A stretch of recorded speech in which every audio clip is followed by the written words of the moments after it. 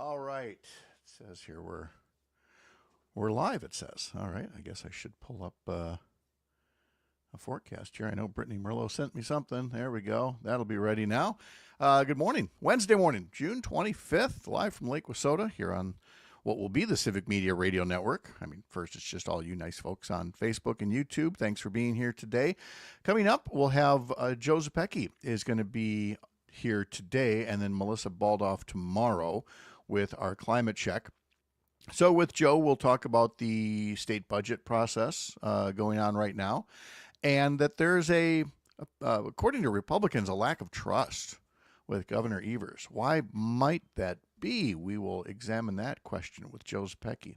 We will also talk about how clean water won a victory in the state Supreme Court yesterday. That should be normal, but for the better part of 15 years, an outcome like that would not have been normal on the state's high court back when it was basically a subsidiary of Wisconsin Manufacturers and Commerce. In our second hour, we'll talk to Kristin Lyerly. She just got back from Washington, D.C., marking the third anniversary of the Dobbs decision that repealed abortion care rights across the country. She'll talk about the testimony that she gave and the need for people to continue telling their stories to regain the rights that were lost 3 years ago to an extremist court. We'll have members of the Wisconsin Public Education Network in to talk about their Summer Summit, an annual education conference that'll be taking place in Green Bay this time around. We'll talk to James Kelly about stories he's following in Northwest Wisconsin, Earl Ingram with stories he's following in Southeast Wisconsin, and Melissa Kay in Wisconsin Rapids with Pigeon Quest and Todd Alba. All that. Oh, no. We moved Todd Alba to Thursday. It'll be Jimmy Koska, who's here now on Wednesdays at 7:50. So all that and more coming up 3.5 minutes from now across the Civic Media Radio Network and right here. See you soon. Pigeon Quest! Yay, paint bucket. Buck. Can we take bets right now? Do you think she has a pigeon with her currently? Oh, it's very possible. Very possible. Oh, shucks.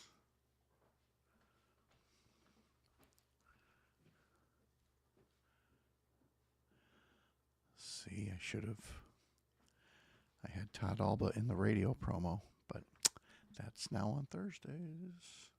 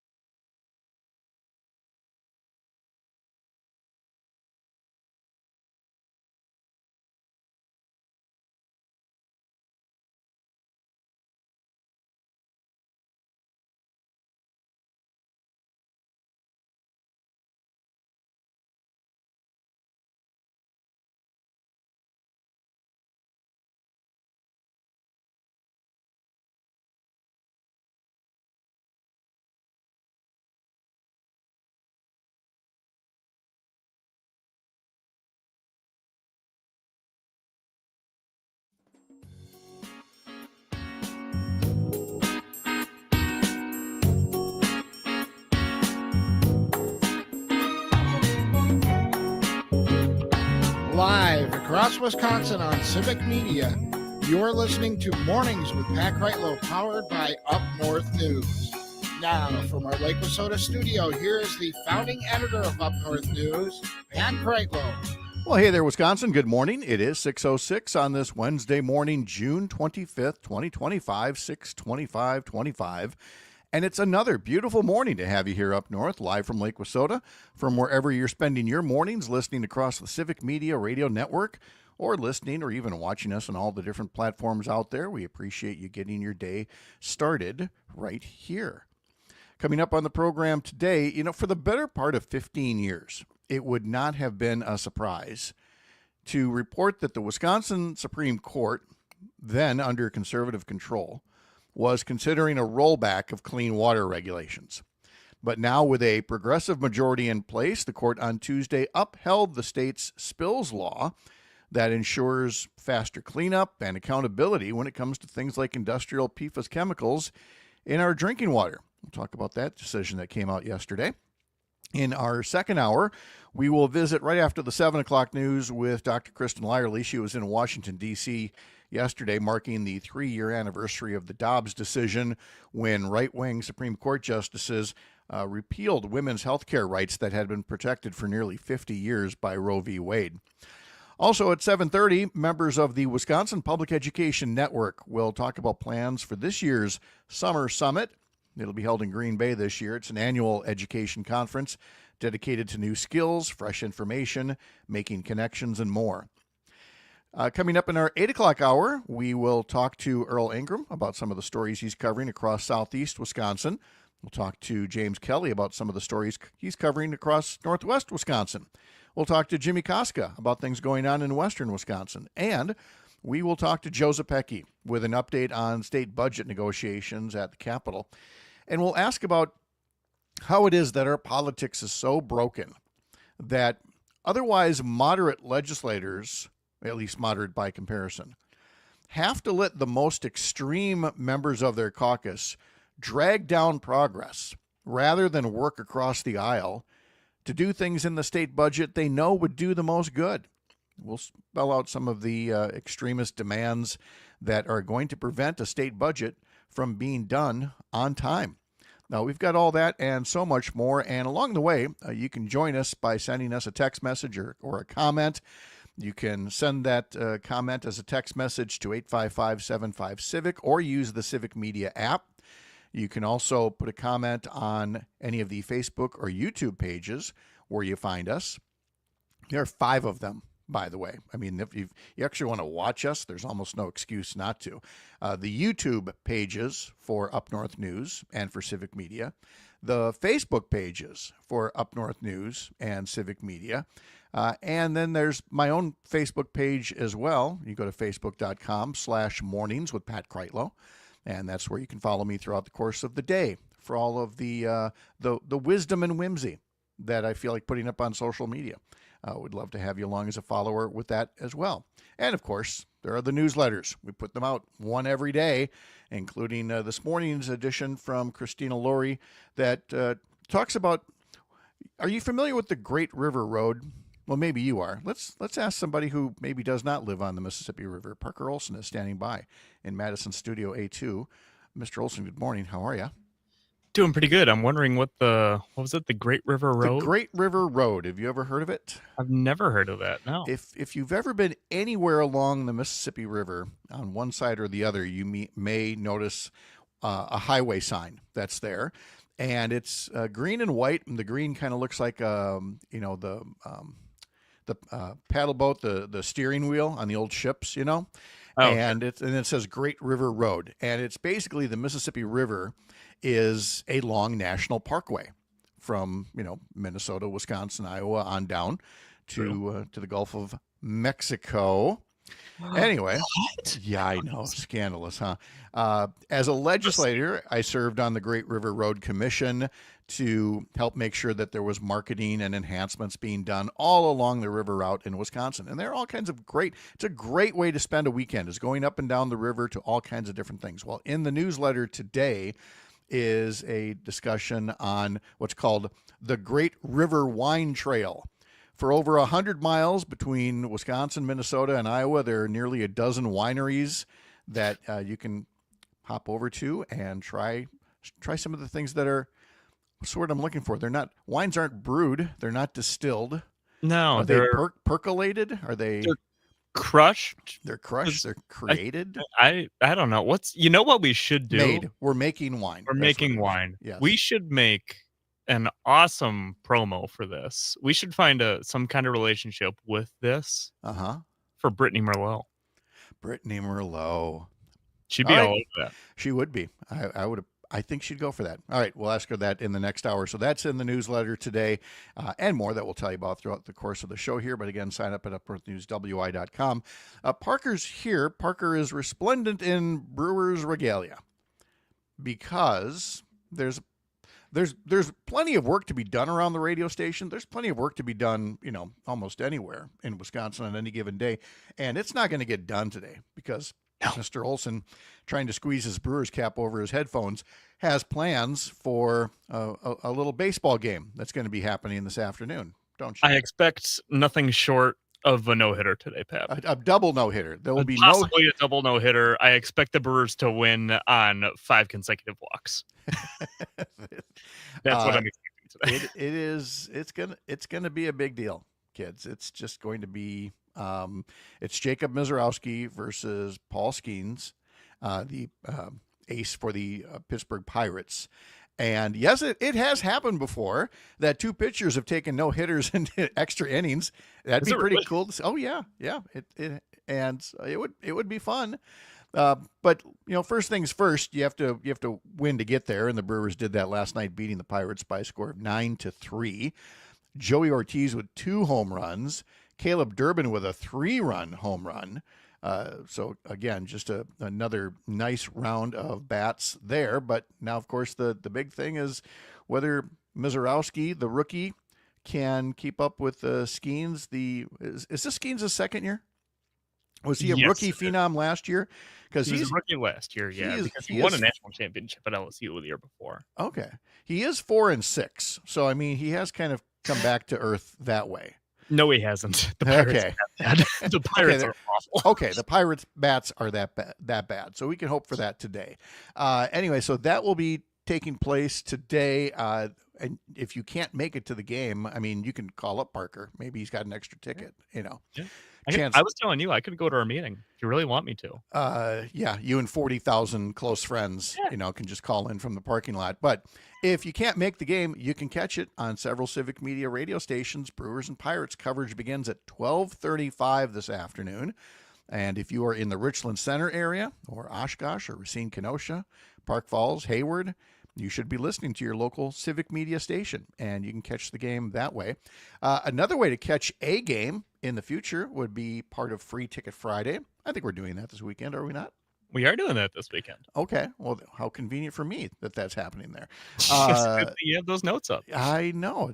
Bring these up on screen for a reason. So on Friday, we'll give you a keyword. You use the Civic Media app to text it in, and you are in the running for 4 seats to a specific Brewers game. We'll tell you which one it is on Friday morning. So if you can go to it and you want to win the tickets, you text us the keyword. If we pull your name, your entry, you'll be going. Free Ticket Fridays throughout the course of the summer. Here on Civic Media. You can hear them through on all of our talk shows throughout the course of the day. You have not been to a Brewers game this year yet, right? Not using our tickets. I have been to one Brewer game. Okay. I believe we saw the Twins beat us, and we were in the left field bleachers, and spirits were very high because we tailgated. Yes. And then spirits were very lowering. I'll bet. Shall we say? Yes. A little bit of a crash out. Was it a sunny day? It was a night game that we went Oh, it to. was. Okay, good. The reason I ask is as soon as you said left field, I just know that left field by the foul pole there, if it's a sunny day, those bleachers that's a frying pan. So, if you there was a guy in front of us who had lost his fantasy football pool and was wearing a clown suit. No. Very, very entertained by that. That kept the spirits as high as they could be for the rest of that game. Oh my. Okay. Well, that's not happening to you. You guys are. Oh, I no. mean, do you? Because I know the station has a certain number of tickets. I mean, are you going with anybody else? Do you know who else is going with the station's I tickets? I have bringing a friend of mine Okay. who is driving separately from me because he has to work the Mallards game tonight and Okay. might have to leave a little earlier than I want to leave. Oh, sure. So, Yeah. yeah. You guys, you're both just going to do the parking lot then? Yeah, I think we're both gonna head over and Okay. hopefully find each other without having to swim through a crowd of 40,000 people. Yeah, I mean, it's a little easier now in the cell phone era. It's like, look at me, I'm waving my arm at you right now. Compared to the pay phones and the smoke signals that we had to use when we were a lot younger for these things. So, Is that what you're doing? Smoke signals, Pat? yeah, yes. Tony on YouTube. Wait, your friend, the guy was wearing a Bears jersey? How embarrassing for that guy. I thought you said a clown, right? Okay. It's the same thing. I see what you did there, Tony. Really good. Okay, so you got to drive out separately. You got to fight the traffic and everything, and so does your friend, and get back for the Mallards game in time. So He does. This is a commitment. If to go to a game like this, let's just say let's hope it lives up to expectations. If it doesn't, Pat, I'm gonna be so upset tomorrow morning. Right? Tomorrow morning, I might crash out. Who knew that Mizorowski's arm would just fall off like that? It was amazing. I guess he threw it too hard after all. Don't say that because the Brewers just got the news that Garrett Mitchell Is out again. Unscrewed the screws that he got and has to redo the surgery, and I expect Mizorowski to trip down the stairs on his way into the breakout today. Mitchell does say he's going to seek a second opinion, and the other opinion from the other doc is going to be, yes, you need the surgery, and here's my second opinion: you're stupid for sliding into the base so hard that you knocked your shoulder screws out. That's impressive, actually. Yeah, so he's going to miss another 8 to 10 weeks, it looks like. And this was, he was coming back not from the original shoulder issue, but from an injured oblique that he tore up back in late April. So he was just on the verge of coming back from that and has now blown out that shoulder again. But Are you so excited? Aren't you so excited to be a Brewer fan? I feel so snake bit to be a Brewer fan, and I understand these things come and go. I mean, you can't control them unless, of course, you do things like slide too hard into a base. But I just hope that when this is all is said and done, he comes back basically bionic.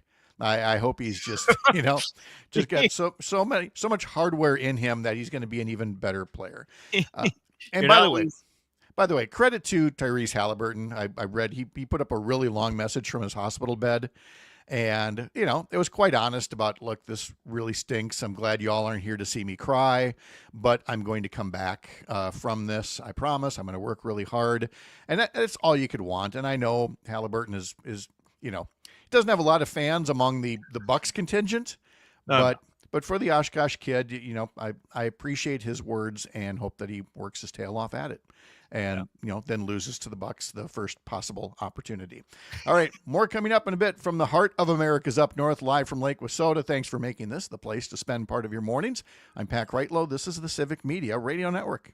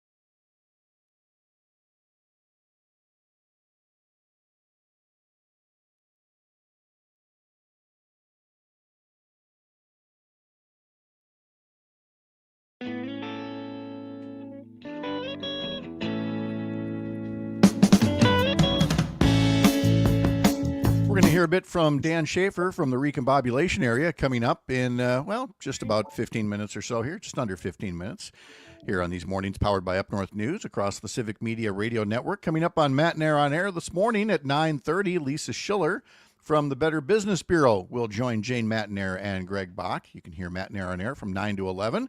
Todd Alba's got his show from 2 to 4 this afternoon. I'll join him just after 2 o'clock along with Trygve Olsen from the Lincoln Project.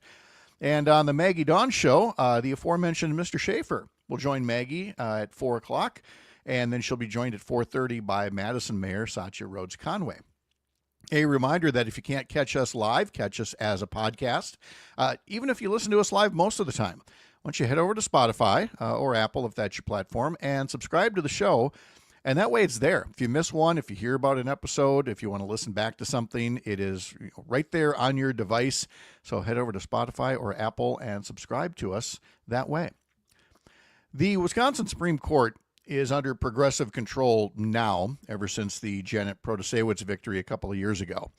But a lot of folks did not follow the court that closely for the 15 years prior, and probably aren't aware that for the better part of that 15 years of conservative control, it would be fair, in my view, to claim that the court was a wholly owned subsidiary of Wisconsin Manufacturers and Commerce.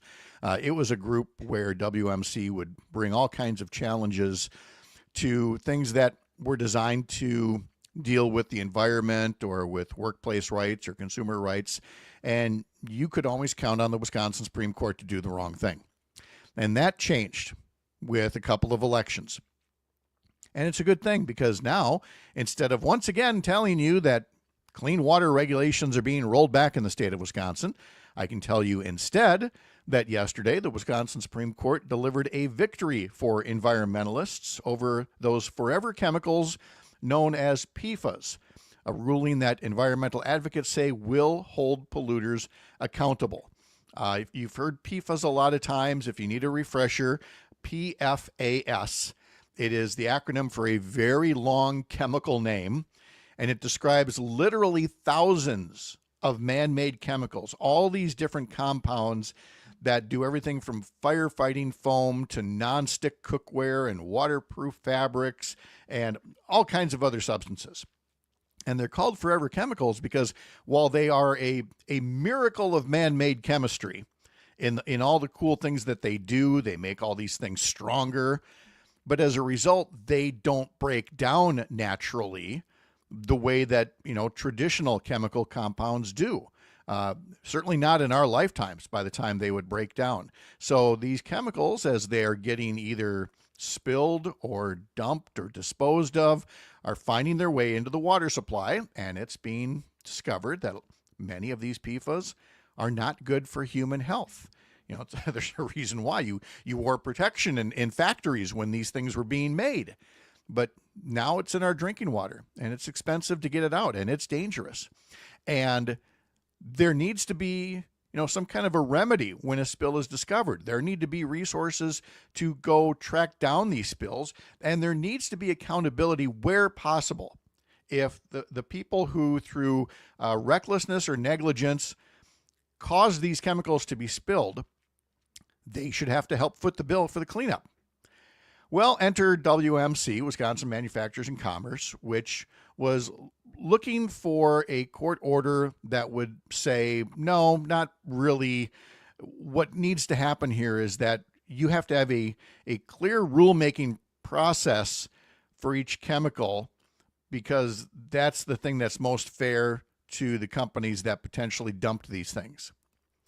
But environmentalists rightly pointed out that this was a smokescreen or a delay tactic, whatever you want to call it, because again, like I said, these are thousands of chemicals, thousands of different types of chemicals. And industrial groups wanted a rulemaking process to be created for each individual compound, when we already know that under the PFAS family, these types of man-made compounds are already pollution. They are already hazards to human health. And so as much as, WMC did not want the state to enforce these regulations on these substances, This years-long battle has now been resolved with the court saying that our state's so-called spills law, which is more than 50 years old, is adequate to the test. It is up to the conditions that we have today of being able to ensure that polluters are held responsible and that taxpayers aren't footing the bill for the whole thing. Now, there's still more room to be done in terms of determining standards for things like, drinking water. There's still things to be done, like helping municipalities get PFAS out of their water supply. You have a Wisconsin legislature that has a state budget that's about to expire. Okay, the current state budget is going to expire in 5 days. And during this time, there's been all this money, something like $100 million, designed to clean up PFAS that Republican legislators approved. They sent to Governor Evers. He signed it. He put some partial vetoes in there because the legislators wanted to micromanage how the funds were being used. The Republican legislators stamped their feet, had a little tantrum, and said, fine, we won't release the money. We approved the money, but we won't release the money. And they did the same with hospital money for the Chippewa Valley and for literacy program money. They didn't like that the governor used his line item veto, which he gets to do. He's the governor. And so part of the delay in passing a new budget, the reason it's not going to be passed next year on time, or next week rather, on time, is Republicans say they have trust issues with the governor because of his vetoes. Again, I remind them, it's a veto that he gets to use. There's not a trust issue in him using the veto. There's a trust issue in Republicans not following the rules, not following the process, and accepting that they have a chance to override a veto, but if they can't do it, then they should release the money in the way it can do the most good.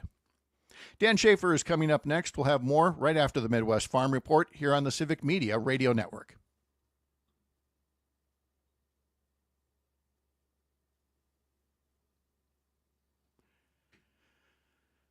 Do.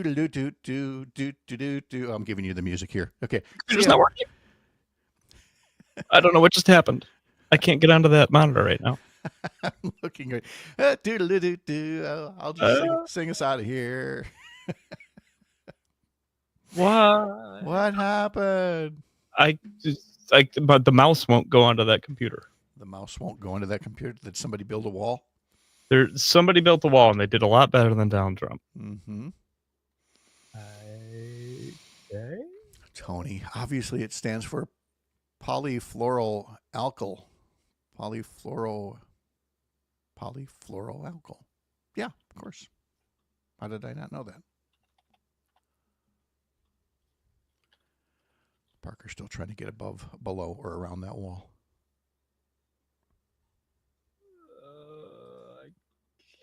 Okay. That's a problem. Guess I'm going to play music out of this browser with random music.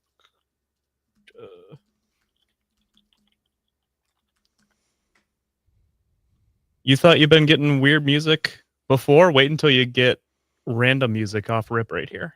All right.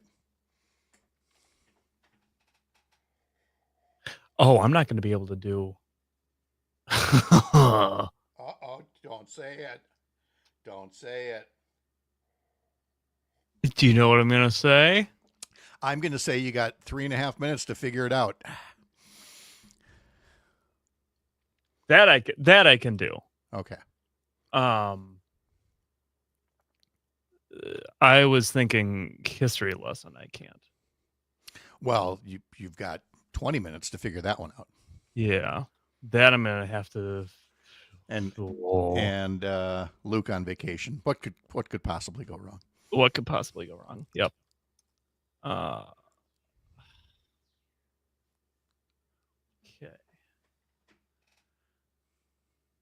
You know, it's a great thing that you link this stuff. Mm-hmm. Thank you, sir. You're welcome.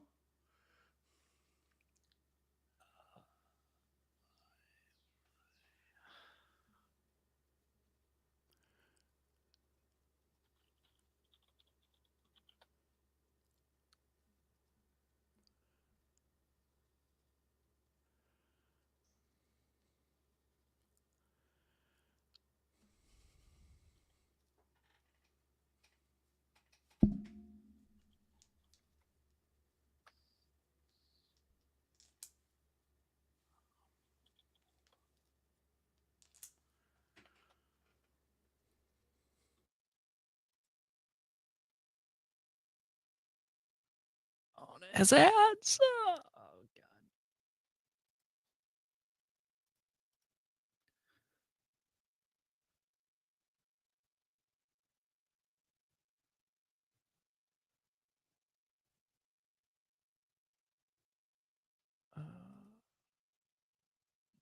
Do you happen to hear music right now?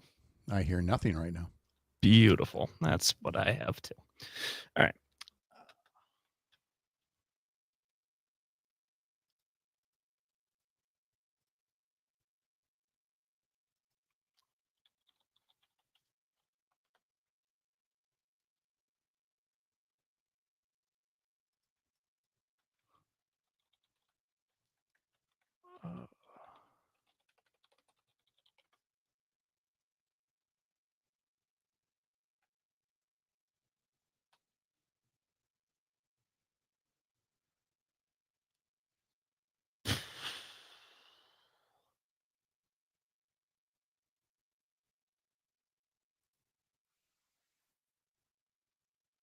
Oh, I don't have a way to make that quieter, do I?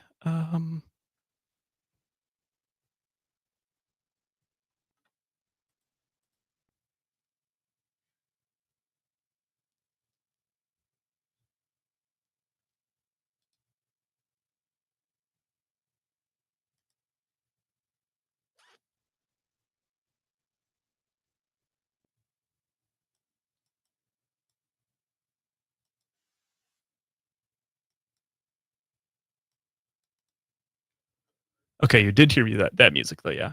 No, heard nothing. Okay, it will go over the air though. Okay, I'll trust you. Here we go.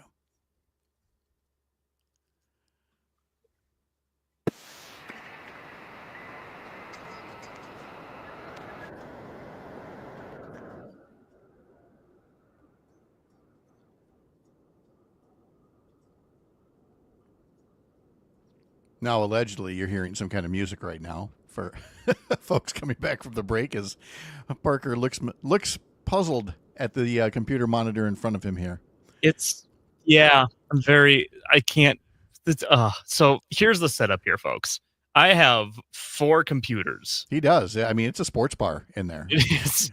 And Pat is on this one. Yes, here I am. Stuff I play sound off of is this one here. Sure. Okay. I can't get onto this one here right now. You have like your mouse can move from one screen to the other, but it can't get to that screen. My mouse moves to 3 of the 4 computers I have. Somebody built a wall. Somebody built that wall. The most important one I can't get to. All right. Are we able to listen to Dan Schaefer from yesterday? We are able to listen to Dan. Okay. Well, let me tell folks first then, because I was in such a hurry to get to the Brewers-Pirates game this afternoon that I neglected to share Brittany Merlot's state forecast for today, where she says another low pressure is heading towards the state, buckling the front that is parked over the state. Heavy rain and thunderstorms are expected over the next 48 hours. So for today, cloudy and cooler, occasional showers, likely, possibly a thunderstorm. Highs today in the upper 60s up north, upper 70s south, and east wind at 10 to 15. For tonight, rain heavy at times, embedded thunderstorms, and fog also likely tonight. Lows in the 50s up north, 60s south, and east wind at 5 to 10 miles an hour. All right, I had Dan Schaefer on, as always, Tuesday mornings at 8:30, and it stretched over into the local break where some stations cut away and catch some local news. Dan and I just kind of continue the conversation for anybody hanging around online, and so I wanted to share some of that, where I started by asking Dan about reports over the weekend that State Republican Party Chair Brian Schimming may be on the verge of being forced out of his post. Such a contrast from Democrats having a successful transition to a new state party chair.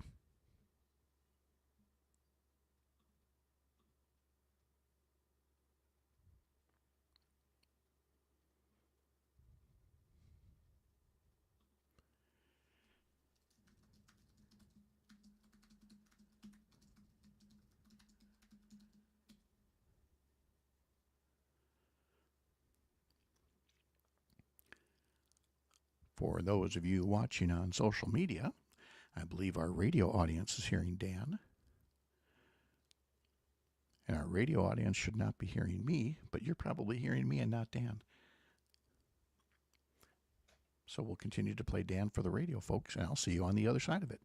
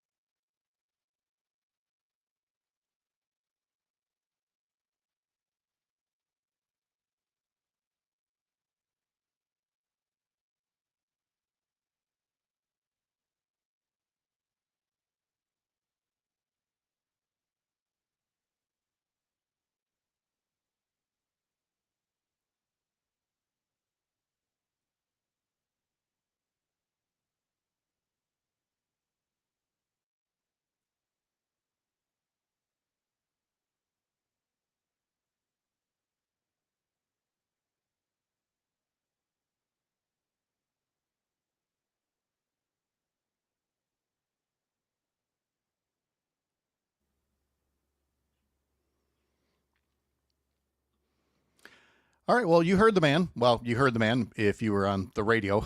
Our poor social media audience was stuck watching me play like, a little puppet show over here on the screen.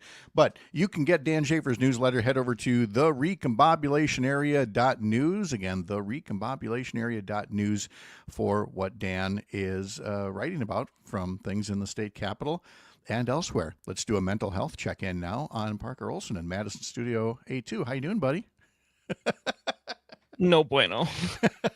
While you were struggling with that, I found out that if you Google the phrase why won't my mouse move to my second monitor, there's a lot of info. This happens to a lot of people, and it just brings up something that I mention a lot of times, is that pick a time, maybe 50 years in the future, 100 years in the future, people are going to look back at this and go, wait, there were a time when computers didn't work right? Like your mouse wouldn't move from one screen to the other? That's crazy. How would that be? We sometimes forget, for all the advances we've made, we really are still in the dark ages, the beginning times of the information era. I mean, the internet's only been around for 30 years, Yeah. That's not much. And No. we don't live in the time of the Jetsons just yet. But again, this is going to work out really well. How's that history lesson looking, in about 5 minutes here when we have to do that? We have to play clip after clip. Would it be better if I stopped talking to you so that you could keep getting all these clips ready so that they maybe play in some other monitor? Is that what you're saying? Or? They're going to be played. You're just not going to be able to hear them. Actually, no one in StreamYard is going to be able. It'll go over the airwaves. Well, I mean, we are a radio show, so I guess sacrifices have to be made, but yeah, I don't think there's going to be a way for me to do that. Like, what? I'm just going to play it in my head. I might actually sing a couple of the songs to the social media audience while the radio audience is hearing it. It's not like we're going to have to pay extra for the licensing. The music's going to go out. This all goes to just, again, state that no good deed goes unpunished. And the good deed is that we're letting Parker go to a Brewers game this afternoon. Free tickets from the station. It's going to be a great time. In fact, I predict he might have an extra bottle of water. He might really whoop it up at the game tonight. I'm losing my mind, Pat. This is not good. Now, I can't even play Pigeon Quest. Oh, no. Oh, no. I just saw Melissa K step into the on deck circle here. We can't play Pigeon Quest when she gets here for the history lesson? I don't think so, unless I can find it somehow. I did send it to maybe. I don't think you'll be able to hear it no matter what. Hey, folks, you're gonna want to stick around after this little break here, because we're going to have today's history lesson. It might feature me singing. It might feature Melissa K joining me for duets, so their social media audience can hear some of the tunes, because they may not hear Pigeon Quest. That's all coming up. Stick around here on the Civic Media Radio Network. And this is where the bumper music would play to go to commercial. Yeah. Hi, Melissa. Hello. Are you having some problems this morning? No, we're having opportunities. There you go. That's awesome. Looks like Luke Mathers picked the wrong time to go on vacation. This is genuine. I cannot think. I can, but I cannot think of many worse things to happen for me right now. Have you reached out yet to Dom or Greg or anybody else here? I have reached out to Chris Casper and Drew Smith. All right. Well, we'll just see how that goes. So, anyway. All right, we'll be here. Wait, no, I won't, because I need the music. Oh, God. Parker's going to have a lot of fun at the baseball game this afternoon. If he's done being catatonic by then. How are you doing? How are things in radio world up there? It's been a really hot lot of days in a row. Oh, yes, I know. I installed my own air conditioner. Hey, nice work. Well, like So a wall unit or? No, just a window unit. Or, so I mean a window unit? Okay. Yeah, I did not cut a hole in my Did wall. not? Okay. No. Well, that's good. No, just a window unit in my bedroom so I can sleep at night. Okay. And it worked? It helped? Yeah. Okay. That's great. It is. It's working. I sleep very nice, but it's hot during the day. I did work in my bedroom on Monday. Any remotes or shows over there to talk about? Upcoming? I hope not. I worked 4 weekends in a row. I'm done. Toast. Okay. Yeah, no, nothing this weekend, thankfully. Okay. That's fine. We can talk about Rafter baseball. Who are the Raptors? Rafters. They're our local team. Is it? It's not Northwoods League, is it? Yes, it is. Oh, you have a Northwoods League team. We recently beat them. Go Mallards. That's not surprising. They're having a rough year. He's got enough time in the midst of his crisis to still be a homer. I always can and always will gloat about my sports teams. Okay.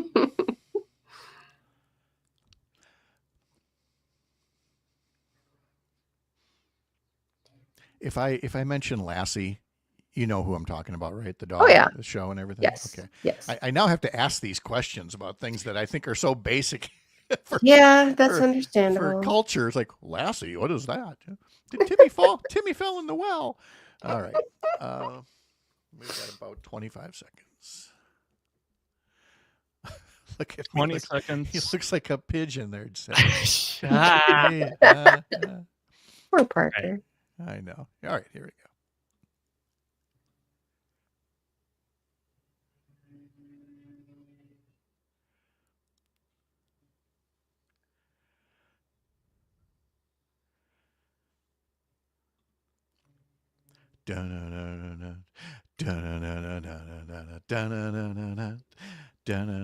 I have no idea if I'm in sync with the radio song because, again, we can't hear it here. But that for the radio audience, they're hearing Chicago's 25 or 6-4. They released that song, one of their first big hits, on this day in 1970. Welcome to today's history lesson, today's music-free history lesson for our social media audience, where Melissa Kay joins us as well from Wisconsin Rapids, hanging out at 97.5 WFHR, 105.5 WIRI. And Melissa, maybe Melissa is the one that broke your computer, because or it was with it's like that, or it was Paint Bucket, because that computer is where we would normally, and Parker, we got to get this in sync, where we would normally play Pigeon Quest. Hey, nice job. I think you actually were more in sync than the first time you did it. Probably, which again, it's lovely though. May or may not help the bit. We thought that there was a chance that Paint Bucket would be on your shoulder already.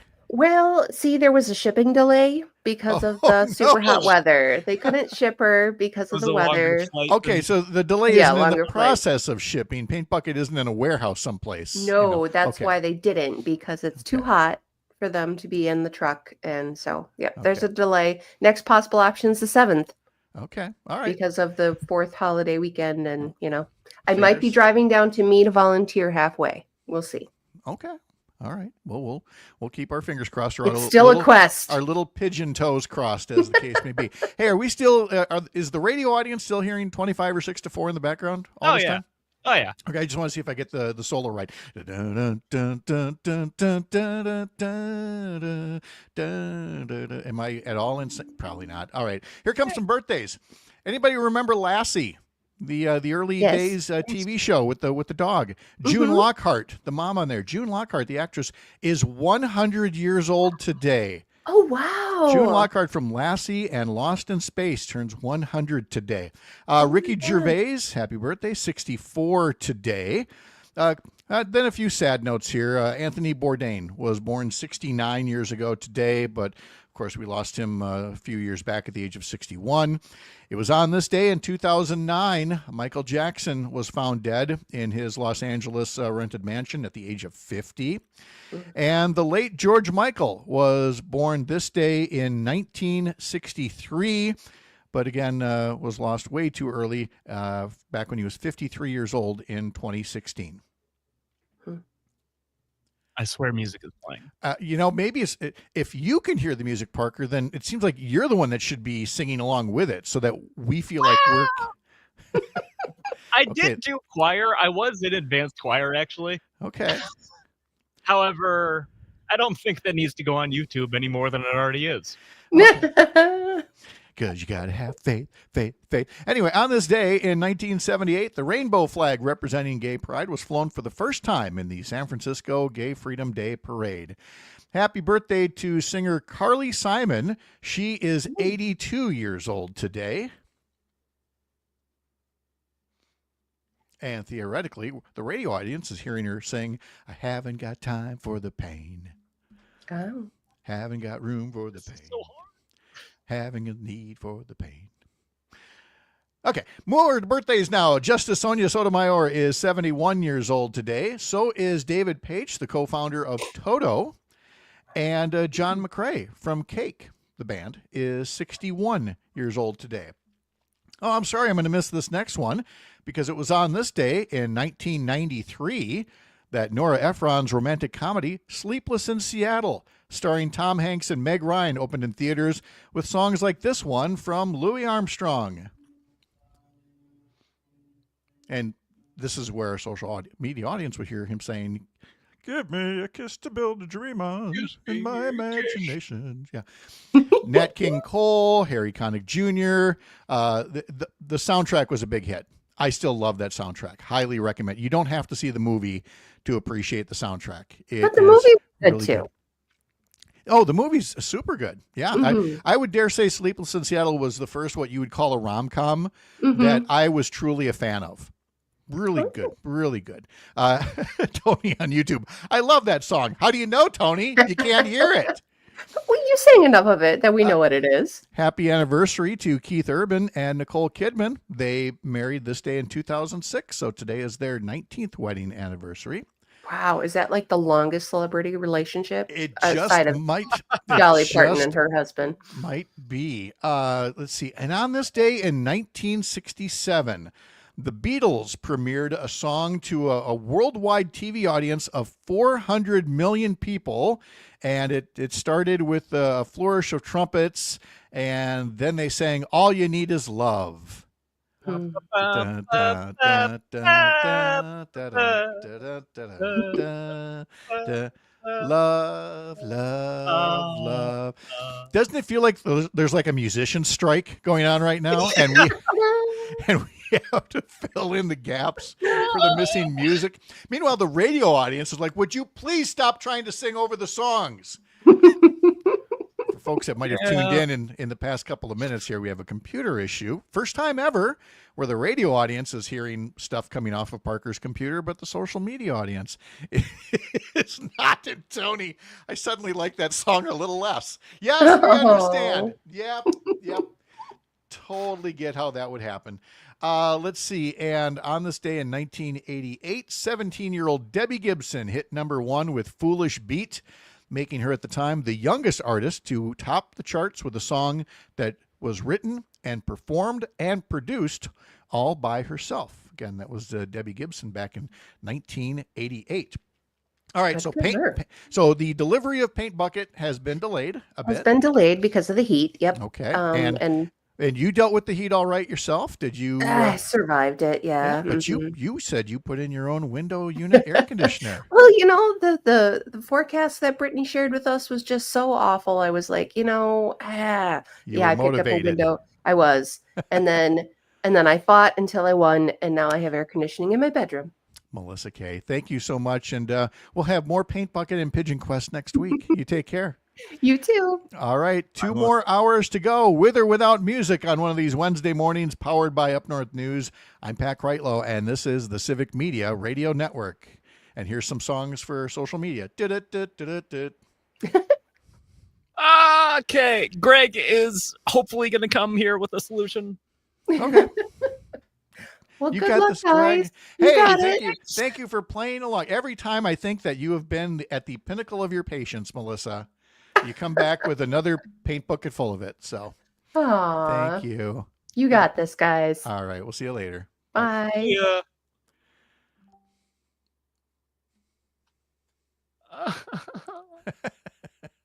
Why? Why do they have to do it in the first hour?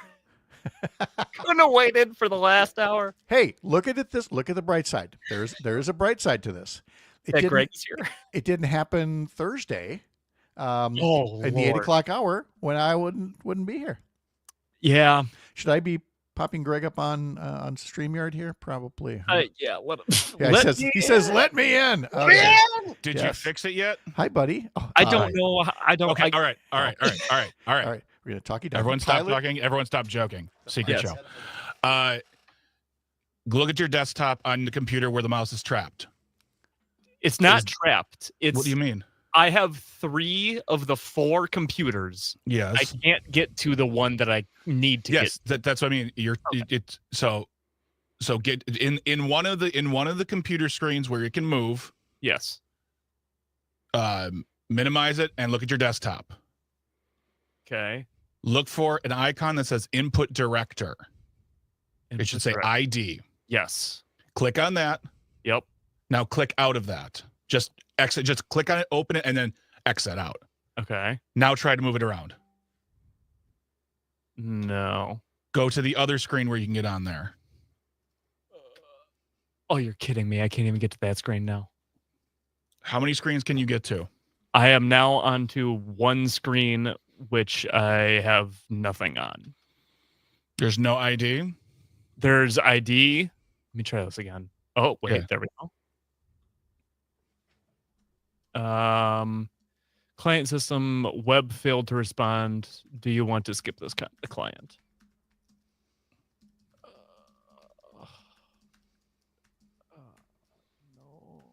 No. There we go. It's working? It's working. There you go. All right. Greg, I love you. Oh my Love you God. more. Bye. Bye.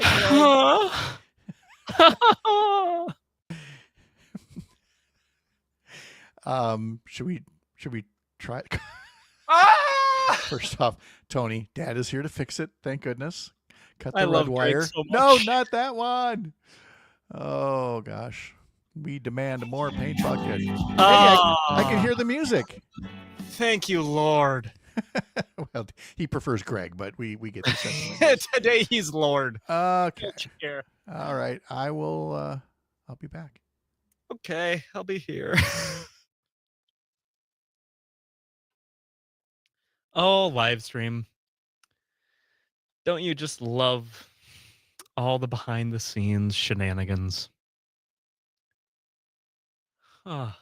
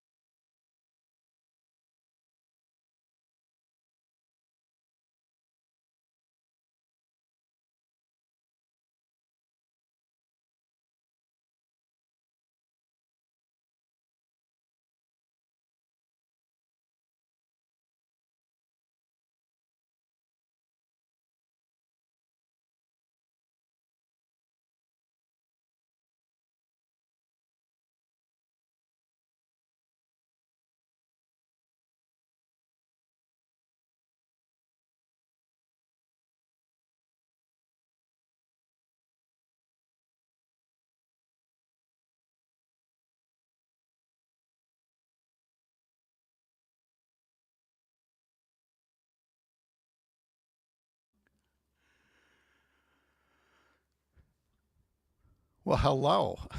Well, good morning. How is everybody? Parker, we doing okay? Heart still beating? 15 seconds. We're good to go. Okay. It's been a thing. Here we go.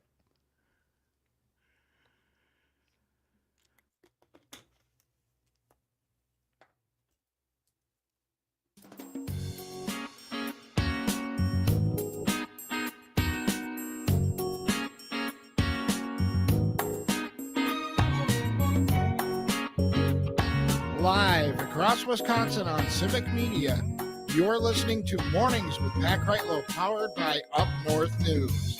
Now, from our Lake Wissota studio, here is the founding editor of Up North News, Pat Kreitlow.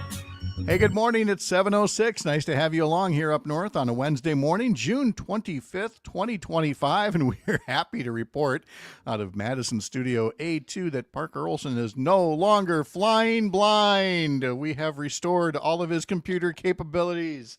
I have never been so happy to hear that intro in my life. Folks who might have just tuned in, late in the last hour, Parker could not get to one of his computers. The mouse just would not go there. And during the commercial break, had to call in Greg Bach, who joined us remotely.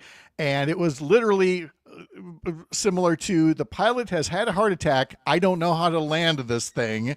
And Greg talking to him through all the control. Okay, now try this. Now do this. And we got it. And you're back, and nobody ever has to again hear me sing the songs during the history lesson. We have Kristin Lyerly for that, but she's joining us only right now when we don't need her singing anymore. Kristin, hello. Hello. I mean, I was just getting my coffee. I could have jumped in a little sooner. We were a little panic-stricken at the time. I may have been bouncing off the walls. He was, but he's back. He's back, and that is the price he had to pay because he scored tickets to this afternoon's Brewers game with Mizorowski versus Skeens. That is going to be a lot of fun, and you're going to enjoy it even more so now.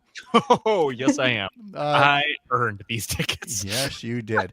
Kristin is here because she was in Washington, D.C. yesterday, marking the 3rd anniversary of the Dobbs decision, the repeal of Roe v. Wade. So we'll talk about some of what she experienced in Washington, D.C. coming up in just a minute. But first, let's get over to meteorologist Brittany Merlot for, again, the mostly rainy weather that we're having to deal with. So she has her I Am the Storm sweatshirt on. She's got a hoodie, which tells you the triple-digit heat index readings are not going to be back anytime soon. No, they're gone. That front has actually sagged south of the state this morning. It is away from us. It's sitting over Chicago right now. And so right now, temperatures where I'm at, 63 degrees. So I'm in a hoodie, enjoying the crisp and comfortable cooler air right now. We are looking at temperatures in the low 60s far northeast to low 70s southwest. And of course, as we go through the day, the rain headed back in. So this low pressure system is starting to push towards us. It's in Colorado. It's going to be moving its way towards us and getting here tomorrow. But before it gets here, it's going to be, of course, sending those waves of rain. What we're going to see is light rain rolling in west, probably around 11 o'clock this morning. It'll become more widespread through most of the state, especially the northern half. I think Madison, Milwaukee, you might escape a little bit of this around 2 o'clock. So widespread rain throughout the afternoon. And then some stronger storms, maybe some heavy rainfall pushes in. Right around 3 to 5 it wants to start. These are going to be isolated storms kind of on the southern edge of this rain. And those, of course, could have some heavy winds and gusty winds and heavy rainfall. I got that backwards there. But of course, that line then moves through. We've got another line that wants to start tonight. So waves, right? So we've got the moderate widespread rain first. Then we've got some storms in the afternoon.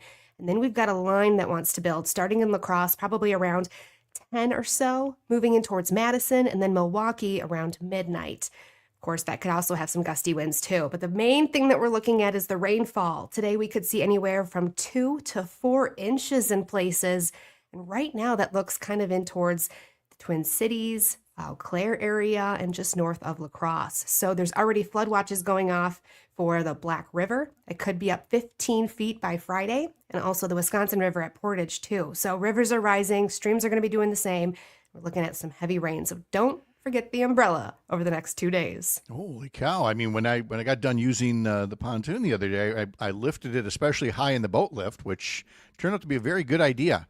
I've done Yes. that wrong at times where you've left the boat sitting a little too low. The river rises, boats float away. Don't want that. So No. yeah, if you live on anything resembling a river, stream, creek, anything like that, be mindful. Do these kinds of things. Do all the just in cases, shall we say? Absolutely. Do that. Okay. Yeah.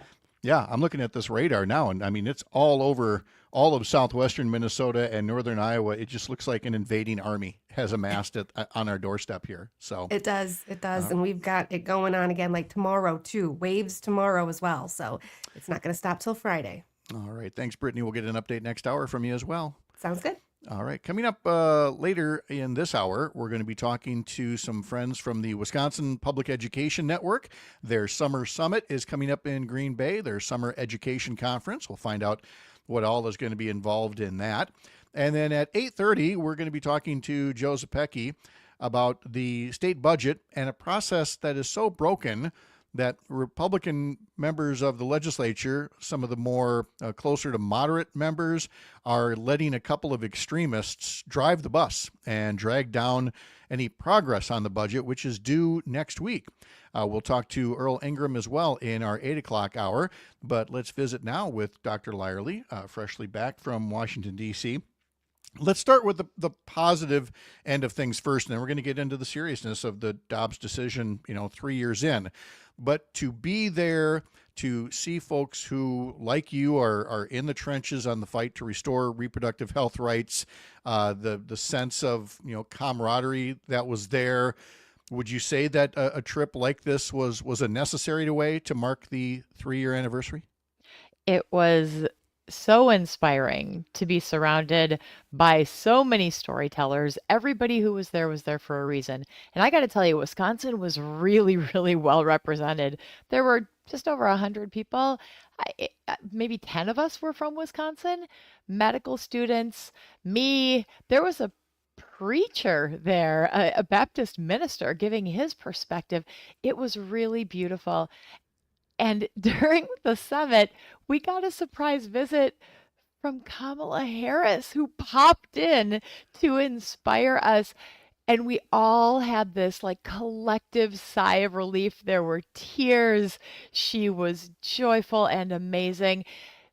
I left that summit yesterday feeling empowered, even though it's sad and these are dark times and it's really hard. I really left feeling empowered and ready to continue fighting for my patients, which is exactly what I need to do. Well, exactly, because again, the legal landscape is so changed these past 3 years. There have been some, little victories along the way with individual states enshrining, the right of women to seek the reproductive health care that they need best. But we are now, as was intended by the radicals on the state Supreme Court, we are a checkerboard of reproductive health rights from state to state, where women have to be mindful of whose borders they're contained in. And I don't think it's overselling it when you say that these are dark times, if not for all women, these are dark times for women's health care. Hey, absolutely. Hey, I think the story that illustrates it the best for me, I got to meet Amber Nicole Thurman's mother, Shanette Williams. Amber Nicole Thurman was a woman from Georgia who died because she couldn't get the medical care she needed. All she needed was a simple procedure to save her life. But because of political interference, there were delays in her care and she got sick and she died. And the conversation I had with Shanette was truly heartbreaking. She asked me why. She went through the whole scenario and she said, Kristin, I don't understand. You're a doctor. You took an oath to take care of your patients and your colleagues didn't do it. They didn't do what they needed to do. And they didn't say, I don't care what the law says, or I don't care what I'm being told not to do. I have a patient who's really sick. And I didn't have an answer for her. And that was a real moment. I mean, I've been fighting this fight and working in Minnesota where I'm not restricted and I can provide the care that my patients need. I don't have to deal with the political interference. It just really brought home to me the dilemma that my colleagues are in, the lack of care that patients are getting as a result, and frankly, the lives lost as a result of this. You know, one of our reporters, Selena Heller, is working on the story. She couldn't join us today, but I asked her if she wanted to have me pass anything along. And what she said was, we've talked a lot about the importance of people sharing their stories. And you and I have talked about the importance of people sharing their stories. But the way Selena wanted to put it is, how do you tell your story? What is the way that you describe your story of why you're in this fight 3 years in?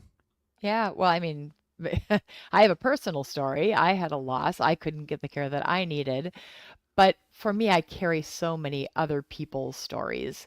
And it is that collection of the variety of stories, people seeking miscarriage care, people who don't want to get pregnant, people who desperately do want to get pregnant, people who have desired complicated pregnancies that they can't see through to the end. All of those stories are in my heart. And we all can't tell our stories. So it's my obligation to speak on behalf of my patients and to speak on behalf of my colleagues who also can't tell their stories in many cases, but need to because they're suffering this incredible moral injury, not being able to take care of our patients the way that we know we need to, the way that we've been trained to, but because of political interference, because of politicians who just plain don't get it. And frankly, if they and their loved ones need this care, they get it because they have privilege, they have money, they can travel, they're empowered, but so many of us aren't. So that's the thing that makes me push on. And that's the reason why being with all of these incredible storytellers yesterday and the day before just filled my bucket and it has encouraged me to continue telling these stories and helping my patients and my colleagues. And so 3 years in, to see a report that we saw this week that despite all of these efforts by extremists to limit women's reproductive health rights, that the total number of abortions rose again in 2024 as women and their caregivers, find ways to get them the care they need. What does that mean in the minute that we have left here about extremists and their desire to control women's bodies? It's not successful. Should they be fighting even harder, or should they understand where we are in the real world with women's health? Yeah, they just need to get out of my exam room. They need to get out of our lives and they need to focus on their own lives. I don't know why they are so obsessed with the reproductive lives and machinery of women, but I think we all kind of do on one level or another. I mean, this is about control. This is not about babies. This is not about families. This is not about protecting women. They use all of that language to trick us into thinking that they have our best interests in mind. But that is clearly not the case here. So, fellas, please get out of our exam rooms. Please get out of our lives. Let us make our own healthcare decisions and instead maybe focus on supporting families by ensuring that we have access to healthy food, walkable neighborhoods, education, childcare, all of the tenets that make it possible for us to have children, to raise them in an environment where we feel satisfied, comfortable, and well supported. It is tough to say that somebody is pro-family or pro-women when they're attacking healthcare through Medicaid, food assistance through SNAP, not supporting affordable childcare, not supporting equity in women's sports. The words ring hollow, and people are finding that out. A local update is next for some of you. For others, we'll continue the conversation here, and then in about 15 minutes, we will talk about the Summer Summit for the folks at the Wisconsin Public Education Network. I'm Pat Kreitlow. This is the Civic Media Radio Network.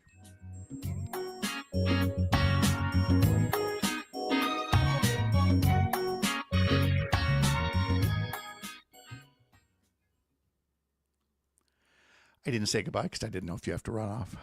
I have a couple minutes still. Okay. Summer Summit. I'd like to give a shout out to the Wisconsin contingency. Mm-hmm.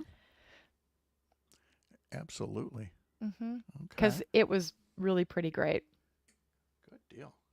But you said you testified as well.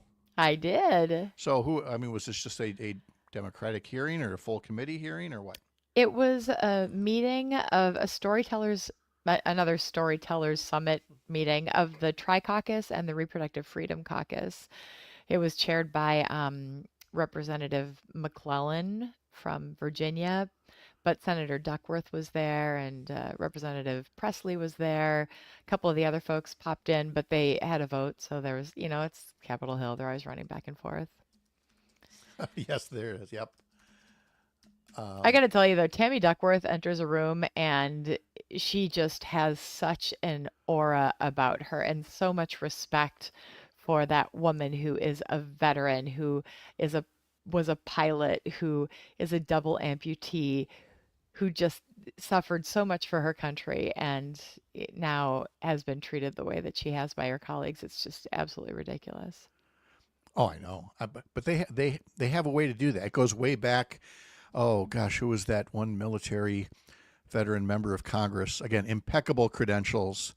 And they just absolutely slandered him throughout the campaign until he lost his race for office. I'll have to think of it later. But this is exactly what they do. And then they elevate draft dodgers like Donald Trump.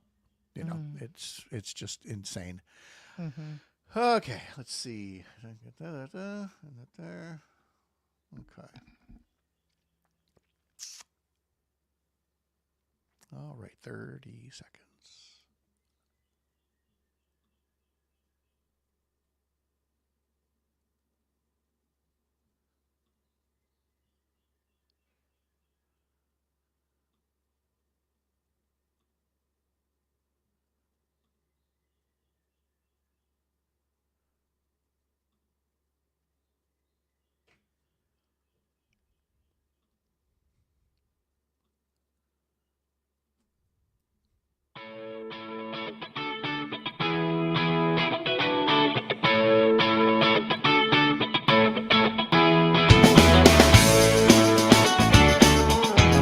Be talking in our homeroom segment coming up in just over 10 minutes about the Summer Summit by the Wisconsin Public Education Network.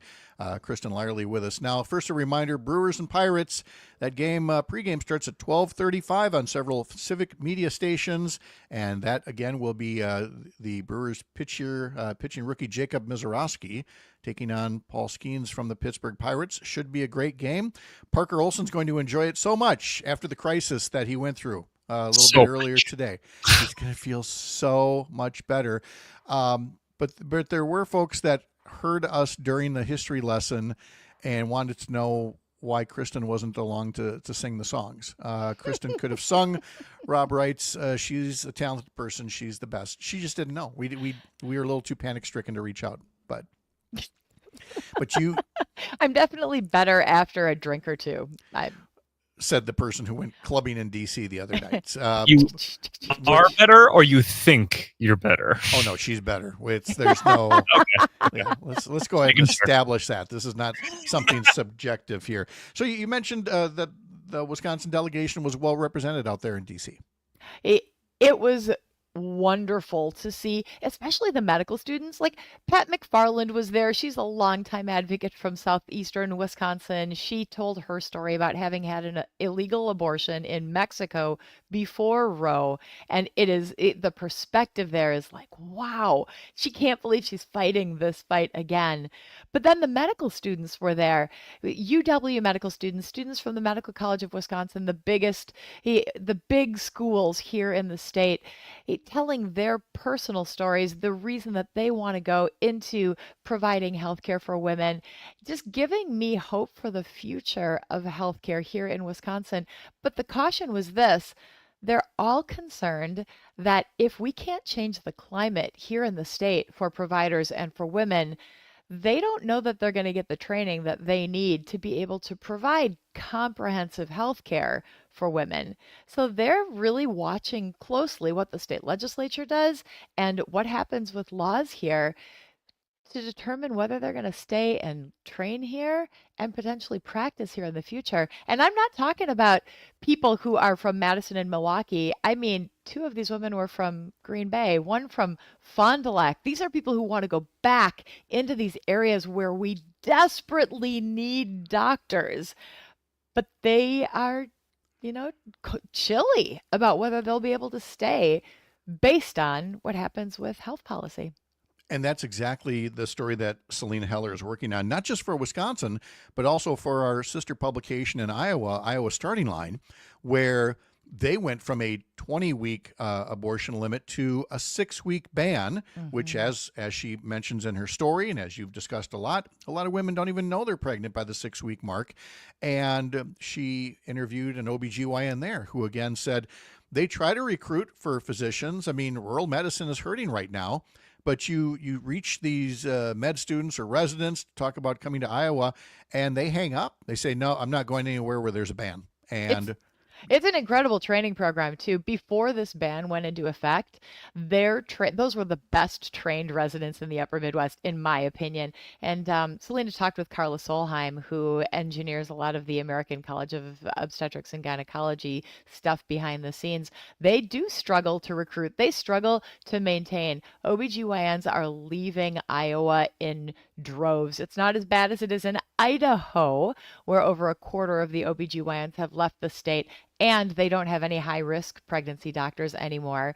But doctors are leaving these states, and it's taken a few years to really see what the impact is. I think a lot of doctors were sticking around, feeling hopeful that things might change, but they see the writing on the wall. They see that things aren't changing, and they've got to take care of themselves, their families, their patients.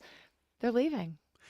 And we often hear from this group of extremists, about the magic of the marketplace and that, people will vote with their feet. Well, they do. And sometimes in ways that maybe you weren't expecting, that maybe you got your abortion ban in place, but by all these doctors and other providers voting with their feet, you're missing out on all this other basic health care. You're harming your own constituents.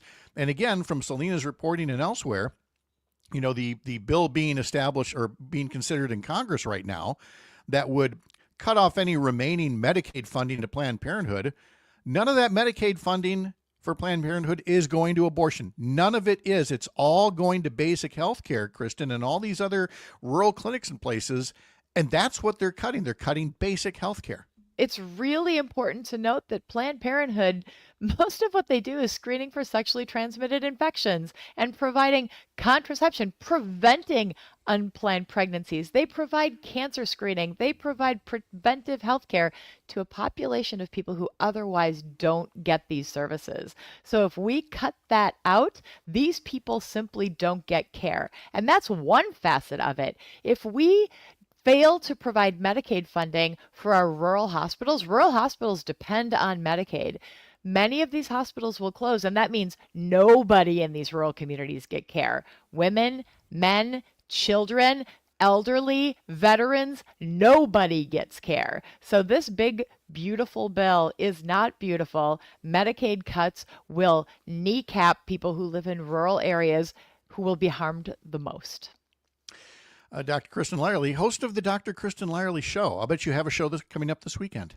It's going to be so good. We're about to go tape it. Men for Choice. I'm Ellen Tipple, who is the Wisconsin youth organizing rep for Men for Choice, is going to be there. My son Abe is going to be there. My partner Craig, who's a police officer, he's going to be there. We're going to be talking about abortion with a very interesting crew. It's going to be a good one. Catch that on our Green Bay station, our Oshkosh station, and, of course, on the Civic Media app, and I'll bet my podcast as well. Dr. Lyerly, we will see you Friday morning, 8:05. If you're willing to have us again. All right. I'll be there. Okay. Do you like wine, by the way? I do. Okay. Coming up in our newsletter today, all about the Great River Wine Trail. Maybe we can do a road trip with Kristin here. Over 100 miles of wineries in Wisconsin, Minnesota, and Iowa. All that in today's newsletter. Sign up at upnorthnewswi.com. Our homeroom segment is coming up next. You're Up North.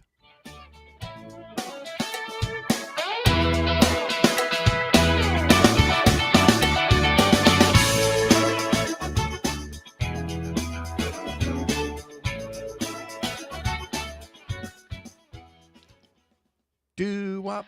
Bop, all right. Bop, boo, wop. I got to go. Have fun. Thank you. See you later. Bye. Thank you. Good morning, Denise. Good morning. How are you?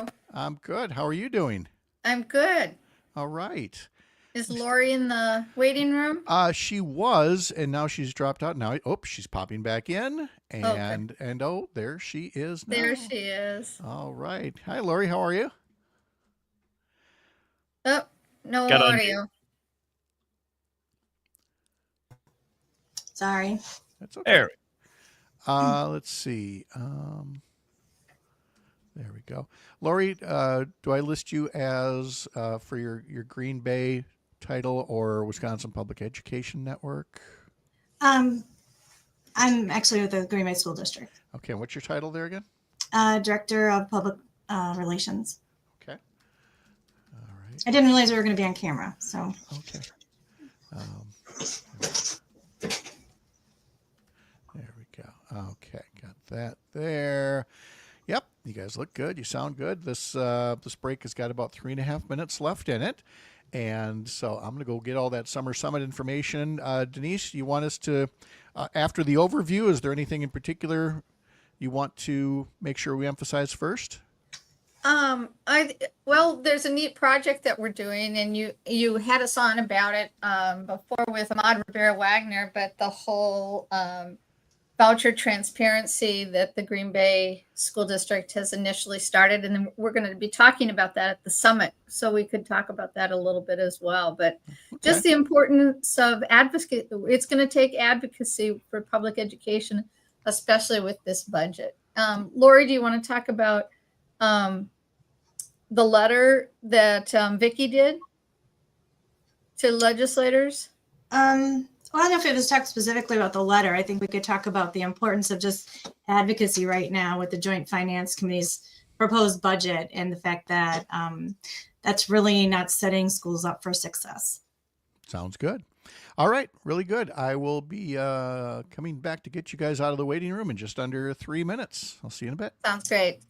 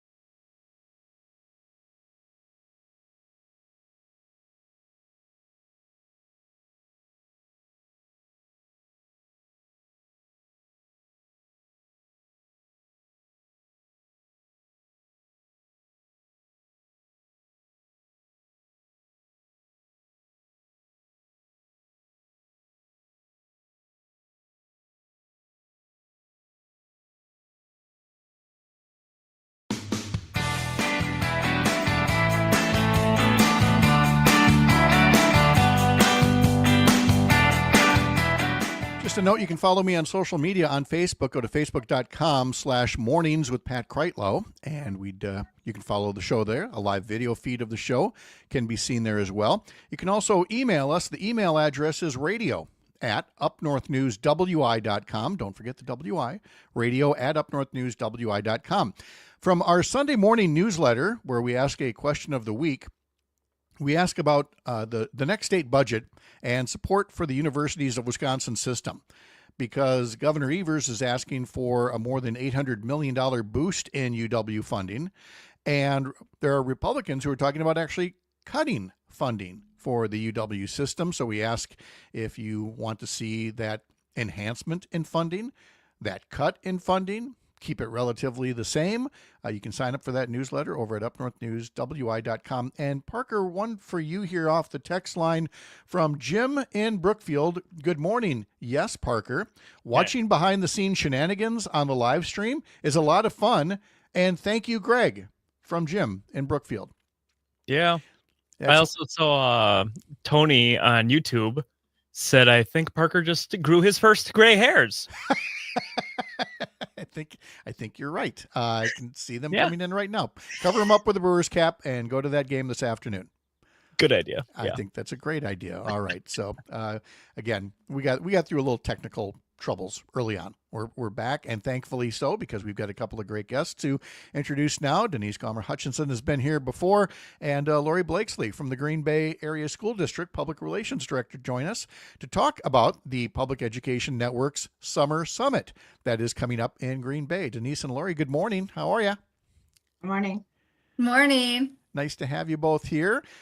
Denise, let's start with the Summer Summit overall. We've talked about the Wisconsin Public Education Network many a time, the educators, the allies, the advocates, and now it's summer break. And I've been to the Summer Summit before. It moves to different cities all the time. It's just this great opportunity for educators and their allies. Tell us more about what the event typically does in the summertime. Well, thanks, Pat. Yeah, it's the 11th annual Summer Summit. It's always held at a school, a public school district in the community that we go to. And this year we're going to be at Preble High School in Green Bay, which because of a referendum just has a brand new addition and upgrade. And it's going to be really wonderful to showcase. We love showcasing the great public schools that we go in when we go to the summit. And this year the theme is building community through thriving public schools.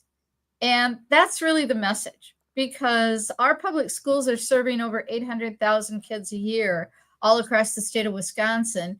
And this is an opportunity to let advocates see a different school than the ones that they're individually advocating for.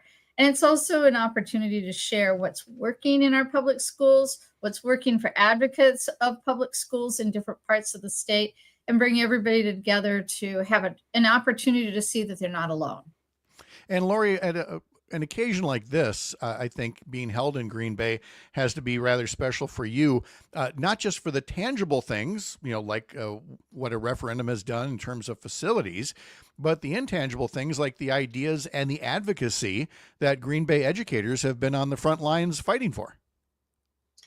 Yeah, it's an opportunity for us to showcase our district. So it's very exciting. As Denise mentioned, the Preble renovations are absolutely stunning. And so it'll be exciting for people to be able to come in and see that, as well as we're going to have an opportunity to have a couple of sessions to showcase some of the work that we've been doing. So let's talk a bit. We've mentioned this before in Green Bay, but Denise, voucher transparency is something that's been a real key theme, especially right now with the state budget debate still going on. It looks like it's going to go into overtime. There won't be a new state budget ready by next week as it is due. So Denise, is it fair to say that we are still very much in the advocacy window of asking legislators to try to provide better transparency for how their tax dollars are being used for education? Yes, it is. And it's really critical. Yesterday I was in the Fox Valley for an event that a group of Fox Valley administrators did with the Fox Valley Advocates for Public Education to really tell the community and legislators the wonderful things that are happening in our public schools, but also the amazing things that won't happen in our public schools with a $0 increase to public school funding.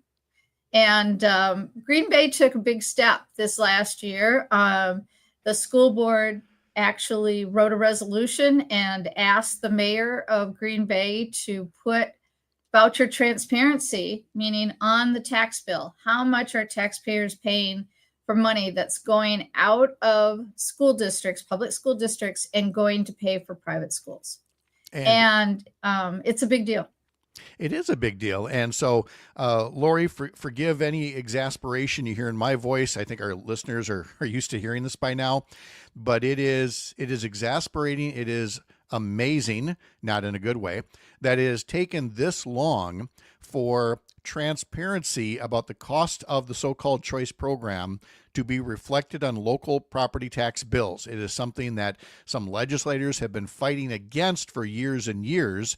So, Lori, to see in Green Bay so much discussion on it lead to a positive development in terms of transparency has to make you feel real good about the education and, frankly, taxpayer advocacy that you're seeing from your community members in the Green Bay area. Yeah, so I think for us, what really prompted the continuing to want to be able to do this is then the last budget, we saw a significant increase in the amounts that voucher payments were increased to. And so what this meant is that as a district where we have been very fiscally conservative, been very fiscally responsible, and we have been very fortunate that as we've gone to referendum, we've been able to do so without impacting the tax rates for our property taxpayers. But then instead, we end up having our levy going up significantly because of the fact of having that paying out for those voucher payments. And so it was important for us to be able to have a way to better explain to our property tax owners why the tax levy kept increasing when we kept saying that we weren't going to increase their tax rate with our referendums. So to take it back now, Denise, to the summer summit itself, it's described as a 3-day conference of sessions for administrators, community school coordinators, teachers, school staff, family engagement staff, nonprofit and community leaders, and funders, all interested in exploring the work of the community schools strategy across our state. And you mentioned earlier about building thriving communities. So people might be saying, well, why are you talking about this on the radio? Isn't this just another teacher conference? No, it's far from it. Far from it. And the first day on the 23rd is the community schools conference. And those are a very specific designation of some schools across the state of Wisconsin that do a whole lot more community outreach. It's a separate conference from ours, but they're a partner of ours. And so their conference is the day before ours. And then we have a reception on that evening on the 23rd to kick things off. And then it starts at 8 o'clock on the morning of the 24th, where we will have the mayor of Green Bay doing a welcome along with the superintendent for the Green Bay area public schools. And then we'll move right into sessions, really talking to people about how do you advocate on whatever level that you're comfortable with for our public schools and really for the kids in the state of Wisconsin. And Lori, can you talk about that from a community-wide standpoint of the notion that this isn't just a theme for educators and for parents who have their kids in school, but how an entire community is strengthened, whether you have kids in school or not, an entire community is strengthened when you support public schools. Is that something that is still important to convey to folks across the state who may not necessarily have kids in school? Oh, definitely. I think that what people don't realize is that our Northeast Wisconsin public schools are really the drivers of our economy here in Northeast Wisconsin. We know that our schools are very focused on not just preparing our students for college, but in Green Bay Public Schools, we are very committed to having students prepared to enter the workforce with industry certifications and high demand jobs. And so those things are critical to everybody in our community. You can find out more about this at wisconsonnetwork.org/summit. So again, you don't have to know Wisconsin Public Education Network. You just have to know Wisconsin Network, wisconsonnetwork.org/summer, /summit, summit for the summer summit. And Denise, I see there is a tentative schedule at a glance on the website right now, but a lot of the specific breakout sessions are still being set up. That at least I don't see those in front of me. Can you talk just a bit more about the kinds of things that some of these breakout sessions might include and what might interest people?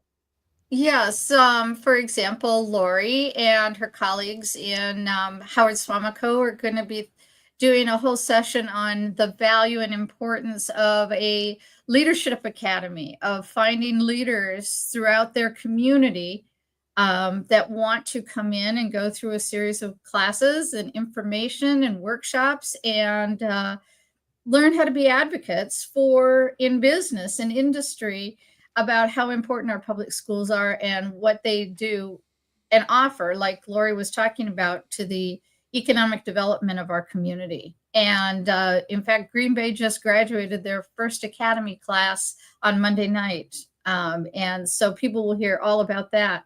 There'll be sessions on really integrating all communities within your community. And so how do you reach out to different unique communities and show them that they're part of this big microcosm of public education? And I don't think I mentioned the dates. Shame on me. That would be Wednesday, July 23rd and Thursday, July 24th.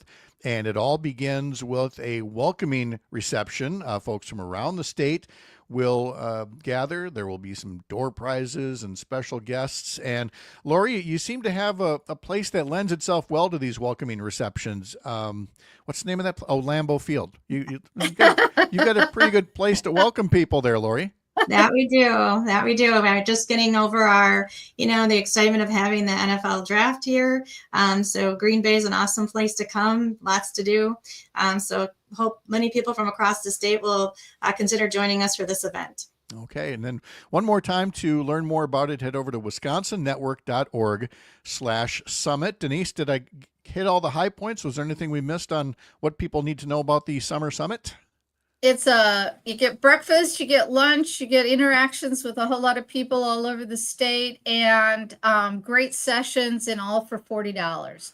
And so you get to come to a really wonderful part of the state of Wisconsin. Yes, and you get to learn how important it is, even if you don't have kids, to be engaged in your public schools. There's Denise Hutchison from the Wisconsin Public Education Network. Lori Blakesley is the Public Relations Director for the Green Bay School District. Lori and Denise, thank you so much for your time today. Hope you have a great summit. Thanks. Thank you. All right. Nice to having you here for being part of our weekly homeroom segment about public education in Wisconsin. A local break is coming up for some of you. For others, you'll join me and Jimmy Kuska as we talk about some of the stories being covered by Civic Media all around Wisconsin here on the Civic Media Radio Network. I'm Pat Kreitlow. Follow what we do at upnorthnewswi.com. We'll be back with Earl Ingram in our 8 o'clock hour here up north.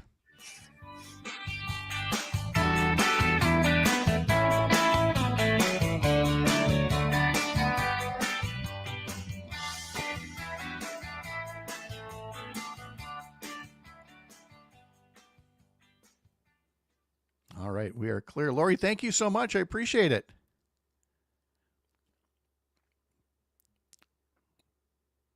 All right, Lori, have a good day. Hello, Jimmy. What's up? Hey, those are people I'm familiar with. So I'll bet you are. Yeah. Let's see here. Good old school board stuff. Yeah. Uh-huh. Let's see. Did you send me anything here? I did not send a run. I'm sorry. No. I've been swamped this morning. Right now, the biggest story is just the flooding concerns over here because of the rain coming in. So that's the big thing right now. Okay. So, alrighty. I'm happy to talk about whatever you've got. A lot of the stuff has been political. News headline wise, La Crosse became the latest city to have a round of property evaluations, which is assessments. I mean, the assessment things have been a big story pretty much anytime they've happened anywhere. Yeah. Because they've greatly raised the like the property value for what you pay in taxes and stuff like that. So La Crosse is the latest city to be hit by the sticker shock. Okay. Sounds good. Let's see what else we got here. Budget.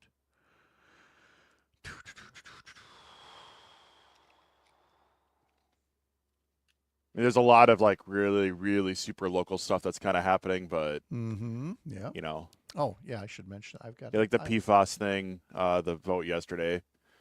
That's a big one for like Todd Campbell and stuff like that, but otherwise a lot of political. Yeah. Okay. Good. Okay. And then of course we've got, practicing for 7 hours in the heat. So yeah, and we've also got the big Brewers matchup today with Skeens versus The Miz. That's going to be huge. All right.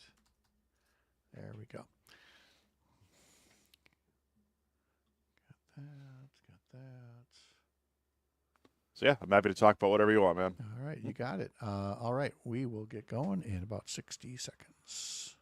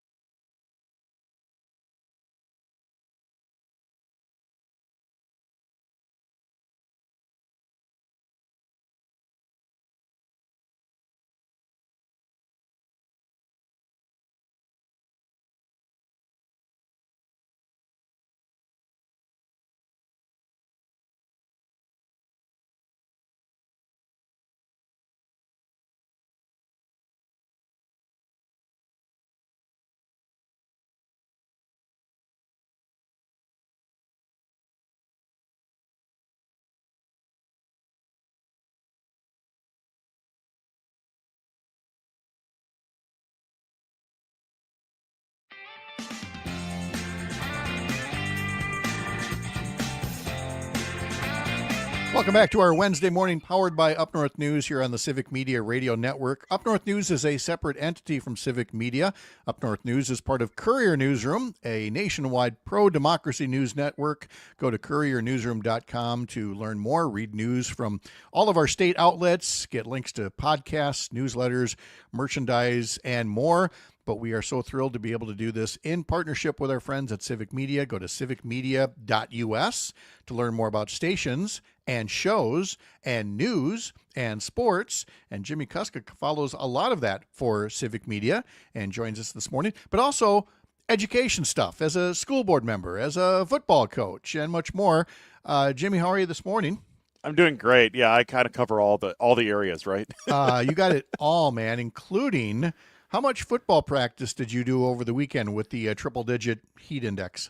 Oh, my goodness. So on Saturday, we joined a dozen other schools in Platteville for a 7-on-7 event. We ended up playing 5 games in the heat, the 100-degree heat index on a turf field, which automatically increases the heat even more. But we did a 7-on-7 on Saturday, and then yesterday for us, it's our 2-a-day Tuesdays in the summer where we do a 5 in the morning conditioning practice, and then we do a skills and a positional skills session at 6:30 at night. So we turn the lights on and have a little fun. So in summertime, people say, hey, football season's not till the fall. Well, for a lot of teams, the summer is really where it begins, and it's just great to be, part of building a team and getting ready for a season again. It's one of the reasons, most people coach and then go into broadcasting. I was in broadcasting and then went into coaching. I did it backwards, but it's been extremely rewarding, and just having the ability to work with young people and help them in one, very small part of their lives, which is participating in a sport. It's been extremely rewarding for me. And we're just off the spring sports season that just ended last weekend, finally, with hundreds of events that Civic Media worked on, all the various games and things. And there is no rest for the weary, because it's not just football, but preparations are underway for all the fall sports. The high school sports are getting going in earnest, even here in late June. Yeah, and Wisconsin administrators voted to approve expanded coaching contact in the summer. So for the non-spring sports, for the fall and winter sports, now coaches are allowed to have more contact with student athletes, and this was done largely because what happens with a lot of students is they had to find other ways if they wanted to get better in a sport. They were working with people outside of the school, not being able to work and organize sessions with their teams, not able to use school resources. So it's allowed schools this summer to have more opportunities. Now, none of it's mandated or anything like that, but it does allow if a student athlete does want to get better, they can work with those specific coaches and with their teammates. So we've taken a bit of advantage. We've just added some, like I said, some Tuesday sessions to help, and then we have the normal. There always used to be 5 days. You have practices in the summer. We still have that. We're just as a coaching staff at a very small school, just recognizing that there are kids that want to get some work in and have some fun in a sport, and that's what we've tried to offer. So we just noted in the last segment the educators who are going to be going to the summer summit here and all of the prep work they do throughout the summer, fall sports, that prep is already going on, and just really puts to lie the notion of, everybody in education, on Memorial Day, they just grab their beach bag and their paperback and they head to a lawn chair and they sit there for 3 months. And there is so much more behind the scenes in the summertime that I really like helping people understand what goes on year-round. Yeah, and this is actually one of the most critical times of the year, especially for school administrators, because the end of June is the end of the school year in terms of finances. So this is actually an extremely important month, especially when it comes to how you budget for the following year. And without a state budget this year that's ready by next week, it's made planning a lot more difficult because schools aren't usually sure what they have at this point. So, that's why you're seeing a lot of talk about, schools approving budgets this late in the game because, they have to approve a budget so they can, make sure they have the staff they need, make sure they have everything they need for the upcoming school year. We're a smaller district, so our budgets aren't quite as big as some of when Madison comes out and says they've got a 9-figure budget, well, that makes sense. They got a lot more students and a lot more schools. A school the size of Boscobel, Wisconsin, the budget's in the $12 million range. So it's a little different here in a rural district, and that's why the budget process in the state legislature matters so much for schools. And this time of year, this is when finances really come into play. You're going from one school year to another, and a lot of decisions get made in the summer by administrators. We are at the point now of people still absorbing the state Supreme Court decision from yesterday, upholding the state spills law. Hopefully that provides a little more certainty and perhaps a little more progress on fighting PFAS contamination in our drinking water. And I think of the La Crosse area, the town of Campbell. I mean, there are several hotspots around the state, but perhaps none more so than the French Island town of Campbell area, where this, sadly, this story is going to go on for a while yet. Well, just think of this. Imagine that you've had to have bottled water as your drinking water source for 5 years. That's half a decade. That's the town of Campbell. And it's to the point that they have filed to incorporate themselves so they can try to deal with things away from county and trying to find ways to do it. They're drilling a new well, so that's coming in the next few years. But just the fact that the Supreme Court in this decision trying to find ways to kind of remediate some of the issues that you have with contamination. Obviously, here in western Wisconsin, that's easily the most probably paid attention to area when it comes to this, just the extreme situation of having to be on bottled water for 5 years. That's crazy, right? And that they haven't found a better way to it, although they do have a new well being drilled, so that should help. But the Supreme Court ruling does affect quite a few things, and I guess the impacts of that won't really be felt for a bit, but I know that for those residents in western Wisconsin, they see this as a good thing. Jimmy Koska, who, like Parker Olson and a million other people, present company included, are going to get next to no work done this afternoon for that big Brewers pitching matchup of Mizorowski versus Skeens. Thank you for the update here, and we'll look forward to talking more sports on Monday. Hey, we got 4 Brewers affiliates around the state. I'm imagining that the radio waves will be much listened to today here at Civic. I can't imagine what else we'd rather be doing today. Thank you, Jimmy. We'll talk to you later. Earl Ingram is standing by right after the 8 o'clock news. We will visit with him. And then Joe Zepecki is coming up at 8:30 here on the Civic Media Radio Network. I'm Pat Kreitlow. Sign up for our newsletters over at upnorthnewswi.com. Back in a bit.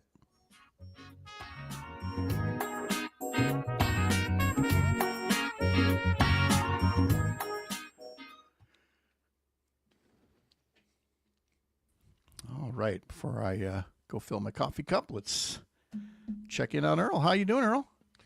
I'm doing fine. Good. Excuse me. I'm doing fine. Good morning to you, Pat. Hey, How are you? I'm great. Thank you for being here. What's on tap for today? What you working on? Well, a couple of things. Actually, the Wisconsin State Legislature, in its infinite wisdom, continues to attack Milwaukee and demand that Milwaukee Police Department, the mandated to maintain staff levels with Milwaukee Police Department, which is a difficult thing for our city. 1,725 police officers that the state continues to mandate is something we haven't been able to accomplish in a decade or more, maybe even longer than that. And so, on top of that, when you interfere in what happens in cities, which our legislature seems to use Milwaukee as if Milwaukee is its whipping boy. And so whatever they can do to make life difficult for our city, they continue to do. So that's one thing. The other thing is, excuse me, we're kicking off our 16th year, Gilbert Brown and I, with a youth football camp that we've done for a number of years here in the city. It was on hiatus during COVID, and so Gilbert has decided to bring it back. So we're in preparation for putting together a 3-day camp for over 2,000 boys and girls in the city of Milwaukee. That is great. Okay. Let's see. Do you, to what degree, if at all, do you follow or care to talk about the domes and getting those replaced or repurposed or whatever? Well, I can talk about the domes. The domes, clearly one of a kind. They don't exist anywhere else in the nation, probably anywhere else in the world. They're absolutely beautiful, but with the amount of money that they're talking about spending to try to, repair those domes, I don't know where the money's going to come from. It's going to, that's something that is great to have if you've taken care of all the other things that people need just to survive. But that's something that I think is, we may not be able to afford anymore. Yeah. Yeah. I mean, there's another one of those instances where, I think up here we've got something called the Northern Center for the Developmentally Disabled, and it's 90% abandoned. It was the old, insane asylum basically. And as a legislator, I thought, well, let's tear all these 100-year-old buildings down. They're all abandoned. Let's turn this land into something. And, what I heard then was there's so much asbestos and stuff in there, it would cost so much more to tear it down than it would to build anything. And so now these things just sit there and nothing gets done. And I look at the domes and I kind of wonder if something similar is the case there. So, all right, we got good stuff to start with. I'll be back after Brittany's weather. See you in a bit. All right.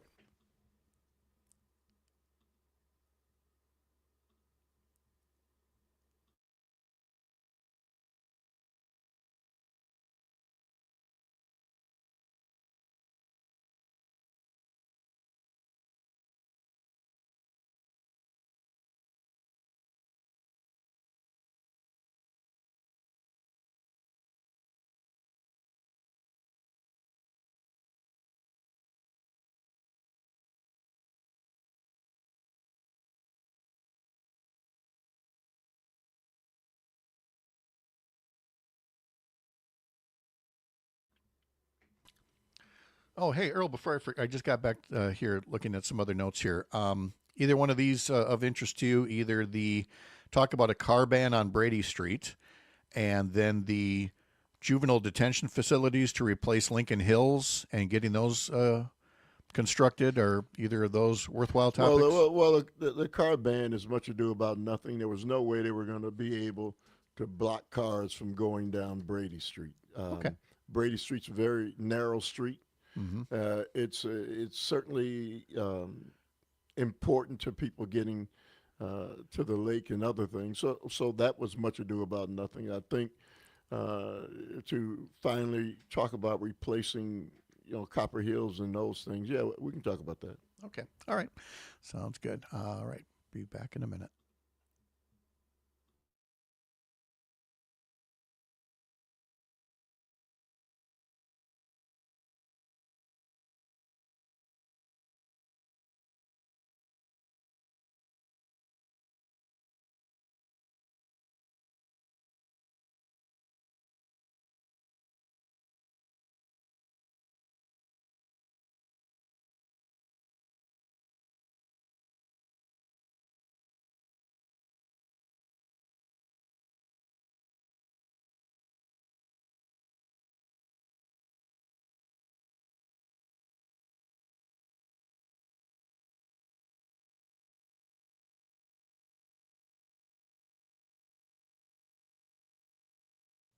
$15.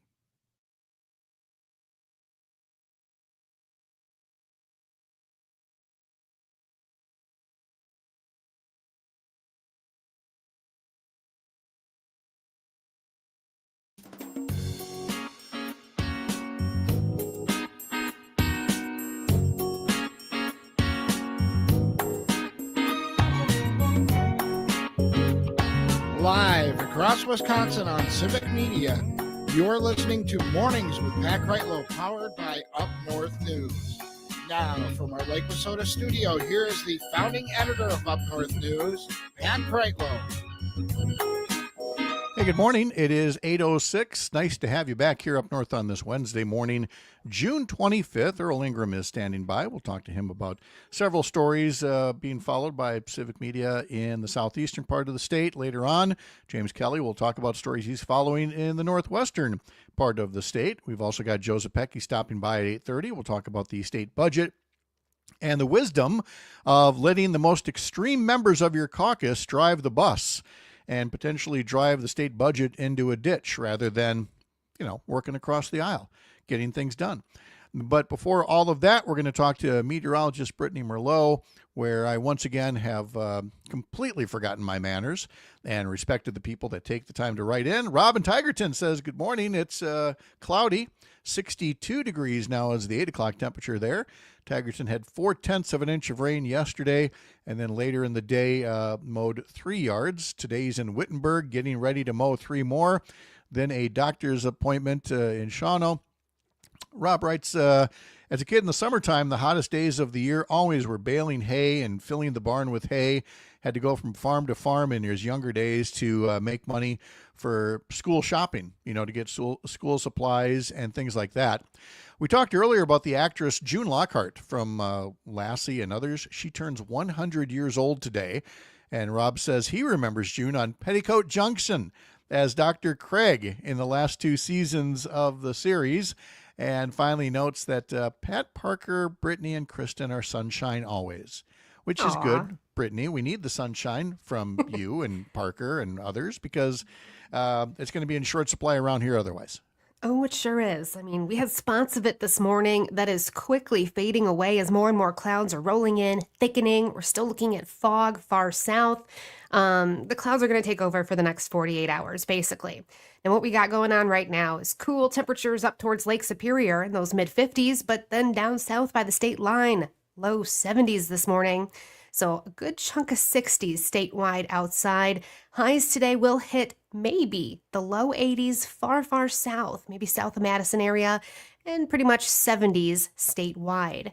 Now the rain is sitting on our back doorstep. I mean, it's in Minnesota, Iowa, starting to roll into far southwest portions of the state already this morning, and that's only going to get more widespread. So northern half of the state, expect rain by this afternoon, becoming heavy at times. We're going to have some embedded thunderstorms in there too.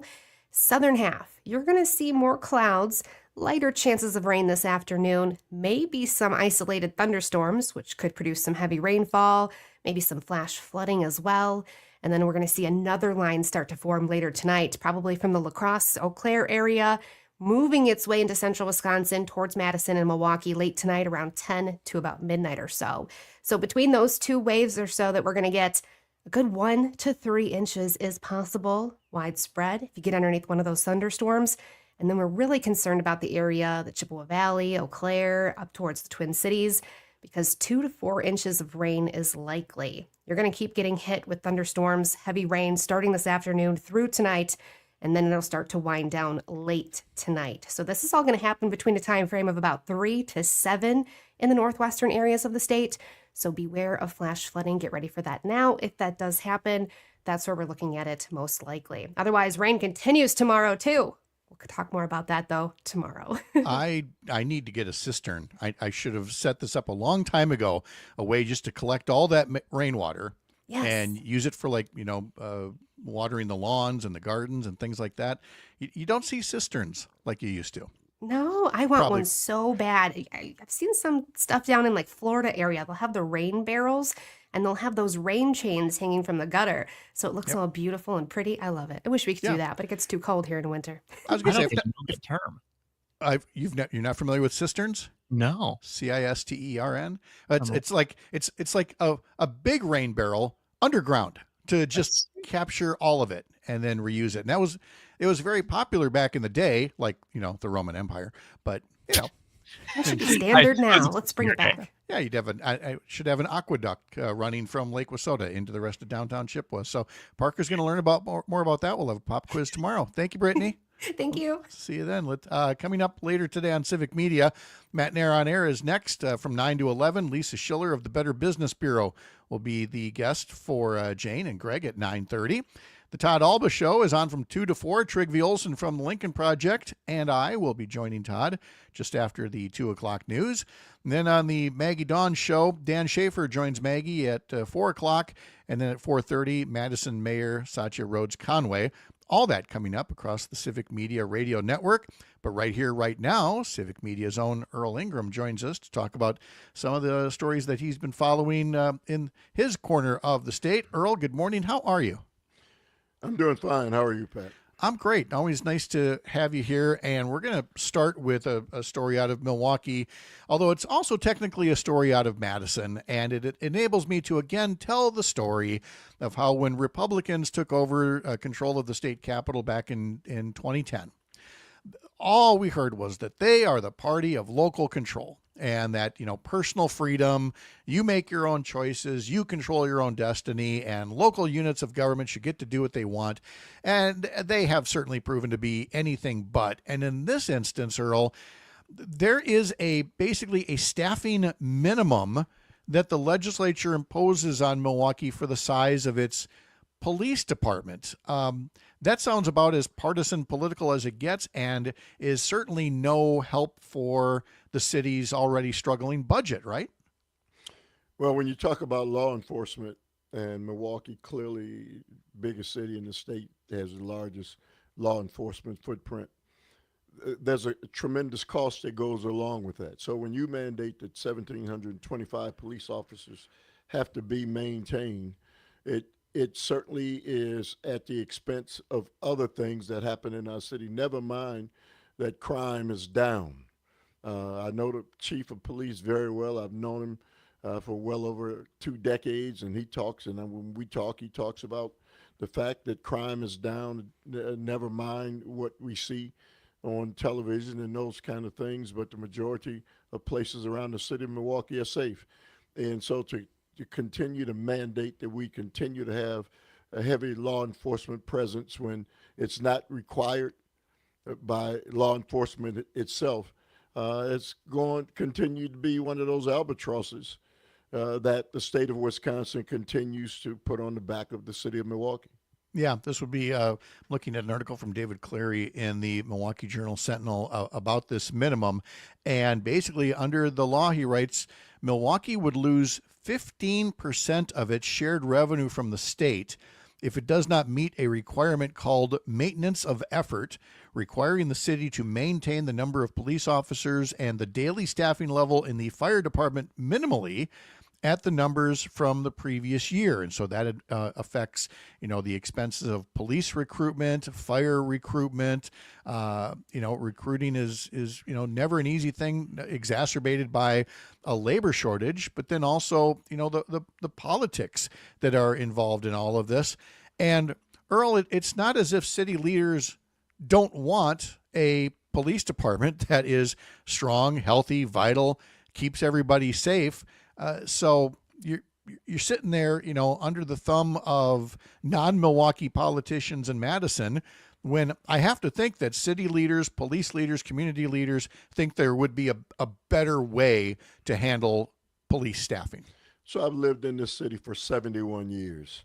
I think I know a little better than those in the state of Wisconsin, the legislature, or many who've never been to the city of Milwaukee, who have mandated not only but that there are police in the schools, even though the schools themselves never asked for that. So when you continue to see these kinds of what I believe are hits on the city of Milwaukee by out-state legislators who've never been to the city of Milwaukee, as Milwaukee continues to struggle like many other cities, this is just some added pressure unnecessary to the people and the taxpayers of the city of Milwaukee when we can't control what happens in our own city. No. But also from a law enforcement standpoint, there's the notion of these new juvenile detention facilities that are going up, and they're designed to replace Lincoln Hills, Copper Hills, these facilities up north that are far outdated. And for years and years, courts have said you've got to shut these things down and build new facilities. Is that process still moving along, even though it's extremely delayed? Is it happening in any kind of an orderly fashion from your standpoint? It's in process. Silver Lake and Lincoln Hills have certainly long outlived their usefulness. They're so far away from the city of Milwaukee, and so parents and loved ones who have young people, we're talking about children, locked up in these, for want of a better word, prisons, youth prisons, and the fact of the mistreatment that has been occurring, which is the impetus for why it was demanded by people who live in the city of Milwaukee that these facilities be replaced. For decades, this debate has been going on, and clearly the people in Silver Lake and Lincoln Hills didn't want to see this happen because those are financial resources that will be taken away from those small towns. And this is the reason why it's taken as long as it has for this decision to be made. But the pressure, which has been going on for decades, finally bursted the pipe, and now they're in the process of building these facilities in the city of Milwaukee, where the majority of the young people are who wind up in Silver Lake and Lincoln Hills. And one more Milwaukee note I want to ask you about briefly before we've got to go to a break here. And a lot, again, if you don't spend a lot of time in Milwaukee, you might not be familiar with Brady Street, but every city has a street somewhere that is maybe a little more narrow, maybe very commercial. And in some cases, it might be ripe for saying, let's turn this into a pedestrian only area. That seems to be kind of the trend now. But you can't do that everywhere. And again, I've seen Brady Street enough to know that this talk about a car ban doesn't sound like it's got a lot of legs, no pun intended. How do you see it? Well, Brady Street, very popular street for young people, college students and others. It's basically a street that's full of bars. It can be a small Madison, if you look at it from that perspective, State Street. And so people go to have a great time. And, you can, it's all right for young people who are having great times, but for the rest of the taxpayers in the city of Milwaukee, that would be a hardship to those taxpayers who want to use those same streets. The streets don't belong to anybody in particular. These streets belong to the citizens of the city of Milwaukee. And so when you talk about shutting down traffic through an artery that's very important, I'm surprised they even thought about it. Yeah. A local update is coming up next for some of you. Others will be back here after the break, where we'll talk to Earl Ingram about the upcoming youth football camp that he and Gilbert Brown will be working on for a 16th year. And then when we're all back together in our next half hour, we'll be talking to Joe Zepecki. All of that followed by Matt and Air on Air from the heart of America's up north, live from Lake Wissota. Thanks for making this the place to spend part of your mornings. I'm Pat Kreitlow, and this is the Civic Media Radio Network.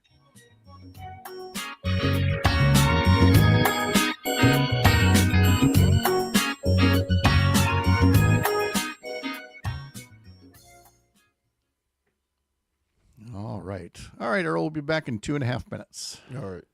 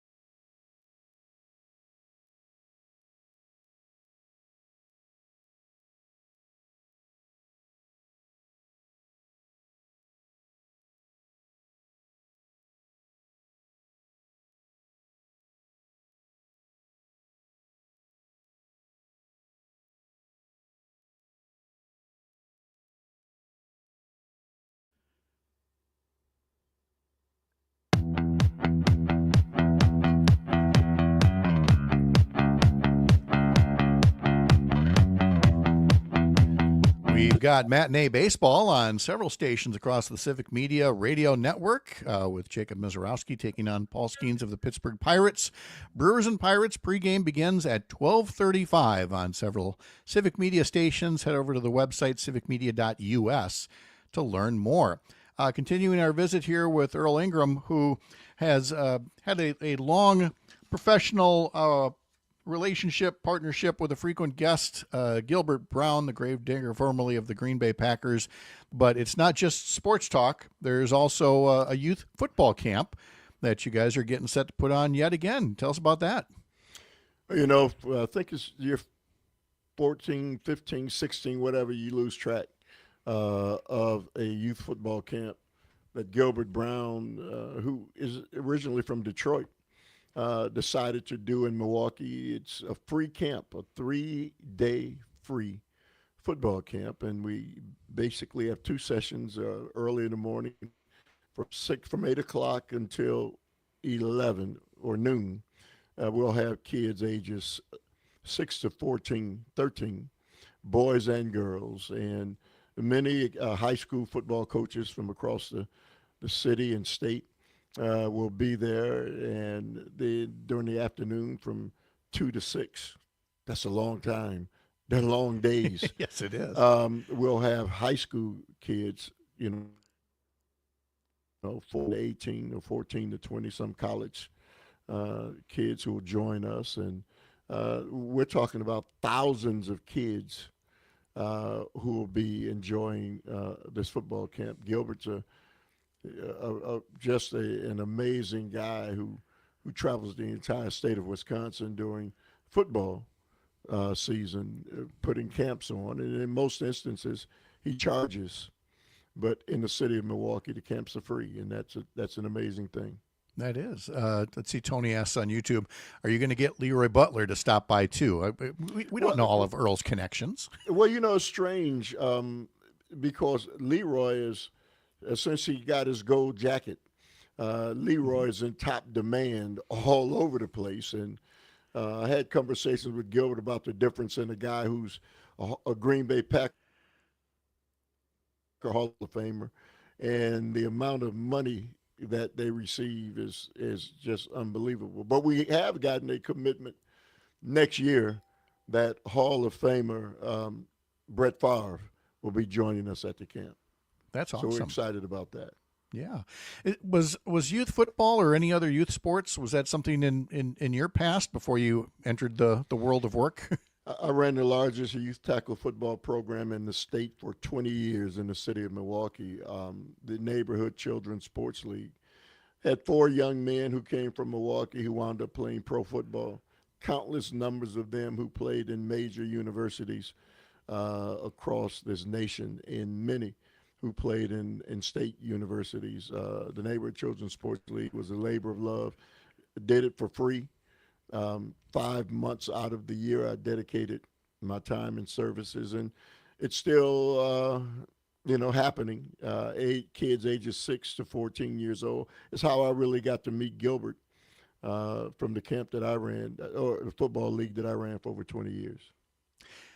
Can you just talk for a moment then about the importance of having these kinds of organized sports? And it might not be a league, it might be just camps or, anything like that essentially tells kids there is something out there besides looking at your screen, your TV screen, your computer screen, your phone screen, whatever the case may be. And I'm not going to take away from people that like, what's called esports, but I just don't think that you can advocate enough for the kind of organized sports activities in any community and the benefits to kids and families. So I always tell my story. I played high school football. I was a guy who, they'd look around, the score would be 100-0, and then they would say, "Hey, Ingram, get in there." But the lessons that I learned from being a part of a team carry with me every second of every minute of every hour of every day. And so when I ran the football program that I ran for 20 years, I made sure I told the coaches, not about you. You have an opportunity to make kids love the game or never play it again. It's bigger than the game itself. The lessons that I learned, commitment, working together, loving something so much that, you put other things aside. We always tied academics into it. And so that's missing. One of the things that happened a couple years ago, a few years back, is there was an attack on youth football, and they scared parents into allowing their kids to play because they talked about post-traumatic, I forgot what it's called, where after guys play football for such a long period of time, they wind up with brain damage. And so they terrified a lot of mothers from allowing their children to play. And traumatic brain, CTE, that was it. CTE. Yeah. And so that was one of the worst times. And I'm hoping that by now people have gotten beyond that. When you're playing youth football, very young football, that's not the danger. I'm not saying it can't happen, but all the values that are learned on that football field far outweigh the risk. Yeah, there's a lot to be learned there about teamwork skills and you and everything else that you just listed there. Earl Ingram, thank you again for the weekly check-in. I appreciate it so much. Have a great day out there. You as well. All right. Thank you, Earl. When we come back, we're going to talk to Joe Zepecki, who himself does a little bit of youth coaching. So I'm sure we'll get into that and some other sports. Maybe, I think Joe may have gone to last night's Brewer game. Maybe he'll play hooky again today. And then we will get into the state budget and the dangers of letting the extremists drive the bus and what it means for a state budget that is already overdue. And as we learned from our guests in the last hour, that's causing real angst to school districts and local governments around the state. We'll cover all that and more in just a bit. I'm Pat Kreitlow. You're up north.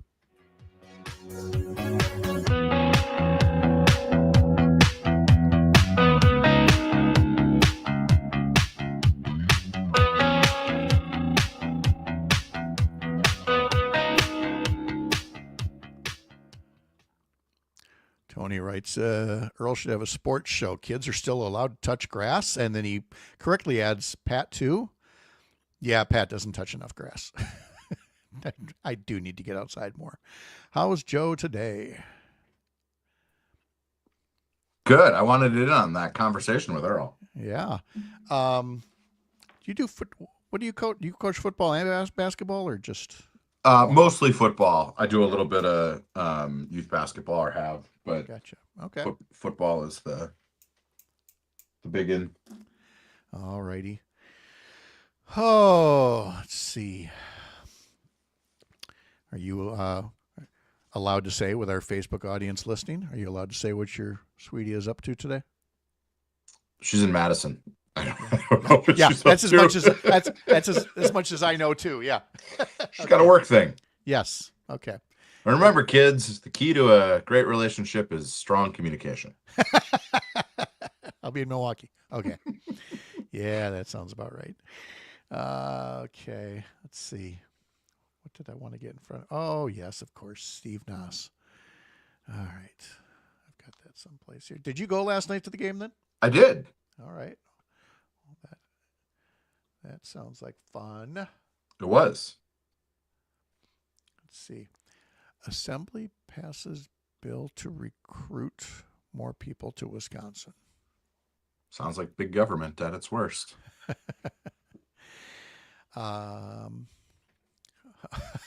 Oh, look at this.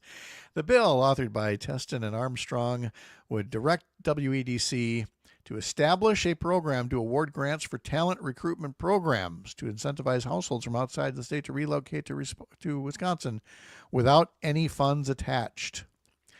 As written, the bill would require WEDC to pull money out of other programs to fund it.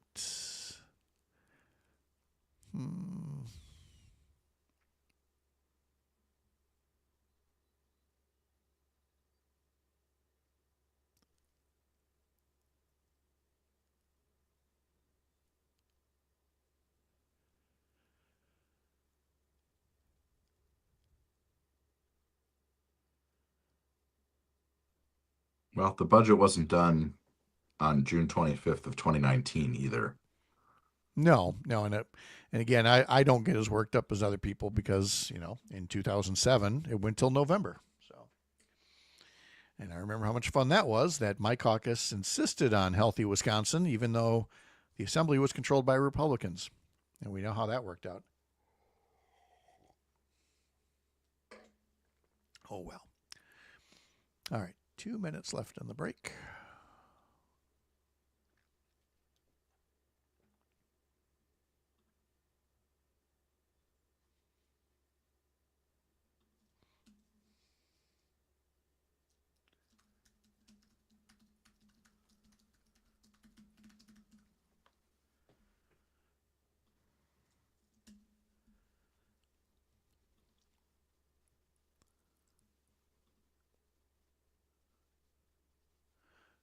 Tony, healthy Wisconsin sounds expensive. Much cheaper to remain sick. Yes.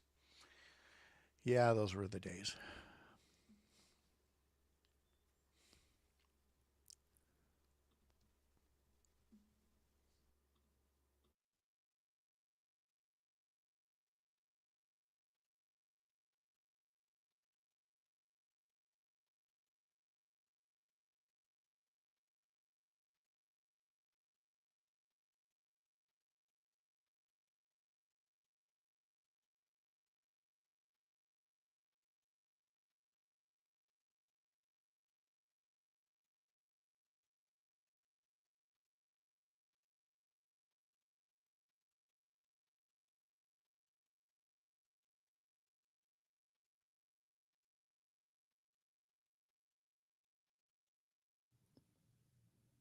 "30 seconds.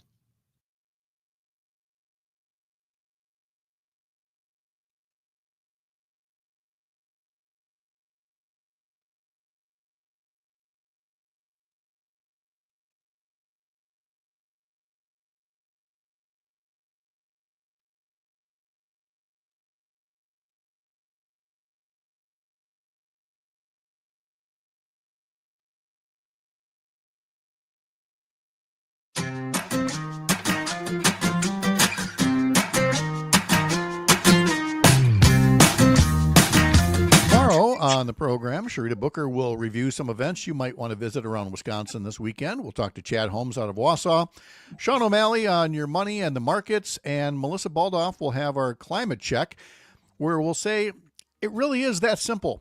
Plastic bag bans work to reduce litter and damage. Also, despite a Trump administration at war with cleaner energy, one automaker says it's keeping its plans to expand battery development even without the tax incentives. That's all part of our visit with Melissa Baldoff tomorrow, which is happening tomorrow instead of today because she's got a work thing. Thankfully, this guy she knows, Joe Zepecki, was willing to swap days. And so instead of hearing Joe tomorrow, we hear Joe today, right about now. Joe, good morning. How are you? Sometimes you got to go to the bullpen and it doesn't quite work out. It works out just great. Speaking of which, you were at the Brewers' victory yesterday over the Pirates last night. I was, man. The bottom of the lineup just continues to mash. It was Joey Ortiz. Have a night, kid. Jeepers. I mean, just these upper deck bombs, which are just really fun to see. So, then there's this great pitching matchup this afternoon. I sense you might have an ear to it along with everything else you're doing today. I'm going to listen on the radio. We cut the cord recently, so I'm not sure I can see it on TV. Yeah, that's okay. I hear it's on several civic media stations and is really exciting on the radio. So catch it that way, indeed. So Melissa's over in Madison today, and that's where they're talking about a state budget that is almost certainly. Can we talk? Can we talk for 1 minute about football and follow up on that conversation that Earl was having? And not only the conversation with Earl in the last segment, but also Jimmy Kuska the hour before, who is also he was coaching football, last weekend in the hot weather. But again, talking about the value of these programs. Yeah, particularly youth football, and the point I think Earl was making, I want to just add on to, which is that when you start kids younger, you are at lower risk of traumatic brain injuries and concussions because the kids aren't moving that fast.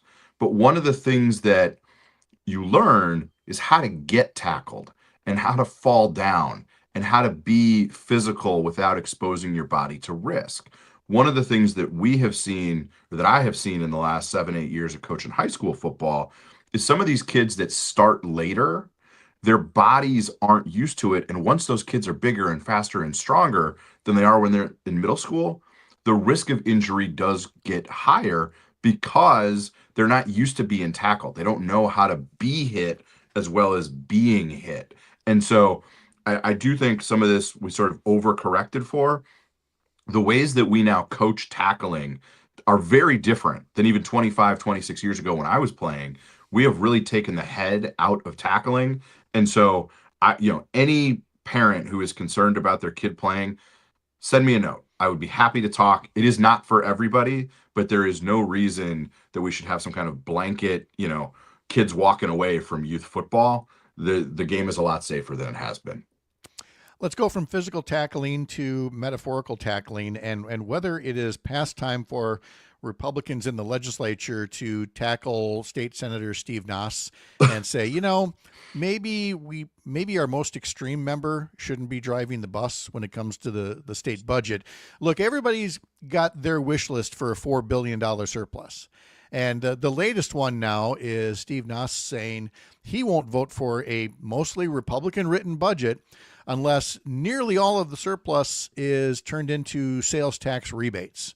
And some other things rather than being invested. He wants to see, spending cut at a time when we have this tremendous surplus and opportunity to do things. Chris Kappinga has also said that, he's a no vote unless certain things happen. When Joe, all the rest of the Republicans would have to do is turn to Democrats and say, how do we win this thing and not let, the extremists keep the budget from passing on time? And they might have to. I mean, listen, the short version of this is the state Senate does not work. Let's give Democrats a try next year. This is what happens when one party controls a legislative chamber for so long. They lose the ability to govern effectively. And what you have this week is really the conflict is between Republicans in the Assembly and Republicans in the state Senate. Now, I happen to think that Robin Vos is really going to force this issue I think it's later today or maybe it's tomorrow. They're doing a press conference with every member of the assembly who is a Republican. They may just pass what they're going to pass, drop it in the lap of the Senate and say, that's it, we're done. And so all of this grandstanding from Nas and Kapenga, it speaks to LeMahieu appears to have lost control of his caucus, and Robin Vos is going to have to try to be, the grown up in the room among the Republicans to get something passed. And there's a lot left to happen in the next 24 to 36 hours, but I would not be surprised if the assembly does get something across the finish line this week. And by the way, this is not new. There are divides between Republicans and Democrats, of course, but then within the parties, when you get these caucuses, and we see this in Congress as well, but I certainly saw it as a Senate Democrat that there were times Assembly Democrats were working on things, and we were like, "What are you guys doing over there?" And I'm sure they thought the same about us. And it's happening now, and it's happened repeatedly over these past 14 years, where Assembly Republicans and Senate Republicans are not on the same page about what they want in what would be a Republican written budget. And this would not be the first time that one chamber or the other passes a bill and says, we're adjourned, we're done. Yeah. And it's going to be a race to see who can get enough votes to pass a measure first. And this time around, it's going to be the Assembly probably. And this is the problem, or one of the major problems with the Republican Party in the age of Trump. They don't really have a governing philosophy. There's a big part of that movement that continues to believe the answer to every problem is to cut taxes for the super rich. And if you got to kick people off healthcare to pay for it, well, sorry, people who don't make, more than $150,000 a year.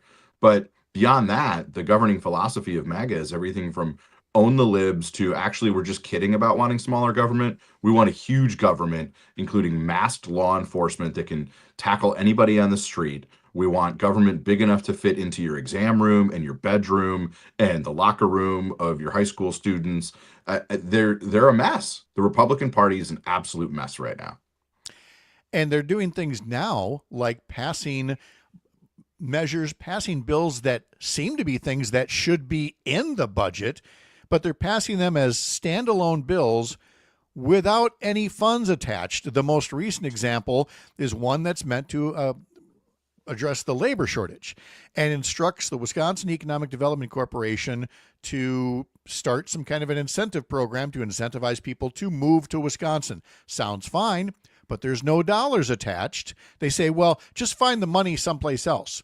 And they say, the Republicans, that they're doing it this way because they have trust issues with Tony Evers, that if they attach a dollar amount, he'll just use his partial veto pen. Correct me if I'm wrong, Joe. I don't think I'm wrong. That's what governors get to do. It's part of the rule book you signed up for when you ran for the legislature. Yeah, and let's count me skeptical. I guess I have trust issues with Wisconsin Republicans right now. But what do they think they're talking about? Is this like some whiz-bang marketing campaign to get young families to move to Wisconsin? That's not going to work. You know what works? Actually investing in schools so that young families know their kids are going to get an education. It means growing an economy so that there are work opportunities for people, making sure people can access healthcare, making sure we catch up to our neighbors on common sense things like even medical cannabis, much less full legalization, so that the state can thrive and people can purchase legally and safely things that they want. You want to attract people to Wisconsin, govern the state better. And Republicans seem to think that's never the solution. No, and that's why you still have this standoff about funding the Child Care Counts program, which, again, I admit I was surprised, pleasantly so, when Governor Evers drew a line in the sand and said, if there isn't some state funding in a Child Care Counts program, I won't sign the budget. So he has truly gone to bat for childcare. There are, I want to believe, a handful of Republican lawmakers who understand that childcare counts as a worthy program and that it works. But unfortunately, Joe, I have to ask this in a more cynical manner. Okay, Republicans will not put $0 in there because they, for passive aggressive reasons, will put a dollar amount in there that is not zero, but still dares the governor to veto it. And passive aggressiveness is really not the best way to write a budget bill. No, it's not. I mean, and there's another great example of how to make the state more attractive. If child care counts funding gets zeroed out, this is going to impact the workforce. You're going to have moms or dads who have to leave the workforce to take care of a child, or you're going to have more healthcare providers go under. This is common sense, pro-family utilization of state tax dollars at a moment of crisis for childcare providers. This has to get done. Good on Tony Evers for standing up for families. And then finally, the Washington Post had an article yesterday, I believe, about the importance of Wisconsin's congressional elections, that there may be a redrawing of the congressional district boundaries. That's something that's still before the Wisconsin Supreme Court. But either way, what a bellwether Wisconsin's going to be. You have that 3rd congressional district race where State Senator Brad Pfaff, somewhat surprisingly, endorsed Rebecca Cook this week, because there were a lot of folks thinking Brad Pfaff might still jump into that race for the 3rd congressional district. I set all that up, Joe, just to state the obvious, but it needs to be stated as much as possible. Next year's congressional elections in Wisconsin are going to be huge with national ramifications. Yeah, there's no question that the 3rd is one of the most highly targeted congressional campaigns anywhere in the country. I think the open question is how competitive the 1st is going to get if the maps stay the same. And if the maps change at all, we could have 2 to 3 competitive races, particularly in an environment where I think in the last 16 special elections around the country, in 15 of them, Democrats overperformed their historical numbers. This is shaping up to be a very good political environment for Democrats. And, that you got to have candidates to meet the moment. There are 3 of them running in Wisconsin's 3rd. Congratulations to Rebecca Cook for the PAF endorsement and the Bernie Sanders endorsement. But Emily Berge and Laura Benjamin are also great Democrats. And so, that primary is going to play out. Everybody should be kicking the tires on those candidates and figuring out who is best equipped to take on Derek Van Orden next fall. I am looking now, in conclusion, at tonight's NBA draft and wondering, can we finally put a stake in the heart of rumors about trading Giannis Antetokounmpo? The Bucks do not have a first-round pick. They gave that to the Brooklyn Nets, who will pick at 19th. So the Bucks don't have a first-round pick.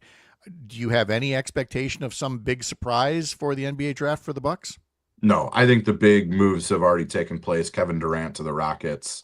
Giannis wants to be a Buck, and we are happy to have him. So stake through the heart. No more of this after tomorrow. I hope so. God, please, I hope so. If you're not getting to the game this afternoon, do you know when you're getting to your next one? July 9th against the Dodgers. What's your watch plan for today?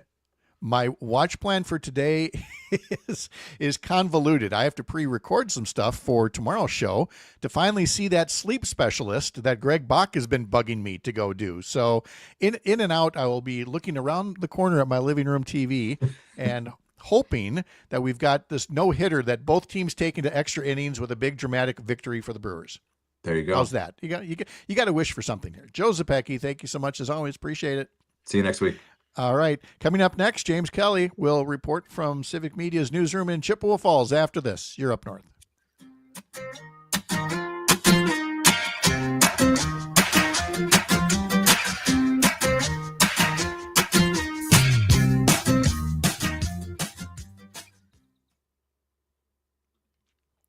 Well, for some of you, I kind of forgot to give that the appropriate local toss of saying a local update is next for some of you. The rest of you will hear from the one, the only James Kelly. How is James Kelly today? James Kelly is great. Very excited about Mizurowski and Skeens today. Yeah, I know. That's where it's just, of all the days I could have picked where I have to pre-record some segments, for a doctor's appointment. But yeah, well, it doesn't get much better than this matchup. No, it does not. No, I'm very happy about this. So yeah, we'll spend quite a bit of time on the Child Care Center because of the Child Care Counts remarks that he made. We got libraries, we got bears, we got rallies. All right, we got a lot of good stuff here. Cool. I was trying to make heads or tails of a Leader Telegram article yesterday about concrete with reduced carbon emissions. Oh yeah. I actually, there was I think it was a group of students that started their own kind of pseudo company in Binghamton when I was there, where they did this and they started like putting it into the actual city sidewalks and streets and stuff. Huh. It's just, a little greener than, and actually I believe it was a little stronger than concrete. That would be great if it was. We're just kind of going back to, where was my other example from Tony here? Where'd it go? Oh yeah, I was talking about cisterns earlier. Back in my day, people recycled water, cisterns for everyone, and concrete that doesn't have to be the most with the biggest carbon footprint. Yeah. Let's see what else from Tony. How far we've fallen that Robin Voss is the grown up in the room. Yeah, it's gonna be an interesting few days here. And he's Joe was right. Robin Voss is just gonna pass a budget bill. If not tomorrow, then probably Tuesday, and go, that's it, and see what Senate Republicans do after that. That'll put him in a pickle. All fun stuff. All fun. Let's see. Did you for the summer jam? Did you do anything there? Oh no. Okay. The gang did invite me to go out, and I took a look at the forecast and saw 100 degrees. Oh, sorry guys, I think I'm just taking it easy in the air conditioning this weekend. Yeah, I think that was very wise on your part. Yeah. Let's see. This is my Irish heritage doesn't mix well with the sun. Yes. Yep. All right, we got about 25 seconds here.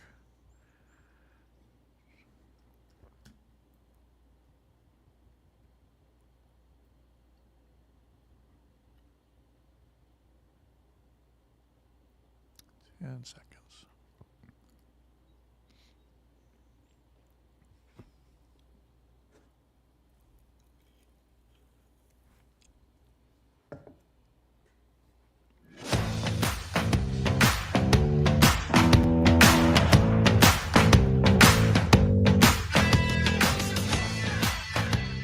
James Kelly joins us now from the Civic Media Newsroom here in beautiful Chippewa Falls. James, how are you doing today? Great, now that it's not 100 degrees out. Yes, yeah, exactly. Let's see. First off, a little breaking news from J.R. Ross over at WisPolitics. A new ruling from the Wisconsin Supreme Court ruled unanimously that Governor Evers exceeded his partial veto authority in a literacy reading package last year, even though it included no appropriations. It also ruled Joint Finance did not improperly withhold funds from the Department of Public Instruction appropriated in the package. So a unanimous setback, it appears, for Governor Evers with his partial veto authority on the reading bill. So we will definitely follow that up in the coming days here. But for the here and now, the current budget in the here and now, James, a little news was broken the other day with Governor Evers visiting a child care center in Eau Claire, and then one other one, the place escapes me, but making the comments that if child care accounts isn't funded in this next state budget bill, he won't sign the bill. Yeah, well, he did declare 2025 as the year of the kid in Wisconsin, yes. And that would not really follow up on that promise. No. So what else can you tell us about his visit in Eau Claire? Yeah, so that was the general sentiment that if there is no child care counts funding in this new budget, he's not going to sign it. The facility that he did visit, the Kitty Patch Early Learning Center, has received hundreds of thousands of dollars from child care counts. Eau Claire County alone has received millions. And he's done a few of these visits over the last few months, specifically to child care centers. He was at Western Dairyland Head Start when the federal funding freezes were threatening to close those facilities as well, or at least delaying when they could get that funding. And the sentiment is the same. If these places close, people have to leave the workforce. That's not good for the economy, let alone the fact that we are not able to financially take care of our own children. Yeah. And again, this is economic development is what we're talking about. And it's education. That education doesn't just start at kindergarten. That these are investments that are made not just in education, but in the workforce and in the economy. And so you absolutely see why the governor has, made a big deal about supporting child care providers along the way. Meanwhile, at the federal government level, you're seeing not investments, but you're seeing proposed cuts in the House bill, and now the bill is over in the Senate, where some Senate Republicans want even deeper cuts to Medicaid. That is not going over well with most Americans, as you can imagine, and that led to some recent rallies in the Chippewa Valley. Yeah, organized by Chippewa Valley Indivisible. The one in Chippewa Falls I found particularly interesting because I spoke to a doctor who used to work at St. Joseph's Hospital there, who noted that the thing with Medicaid is that it covers typically low-income people who typically tend to be from more rural areas where there's not as much economic opportunity out there.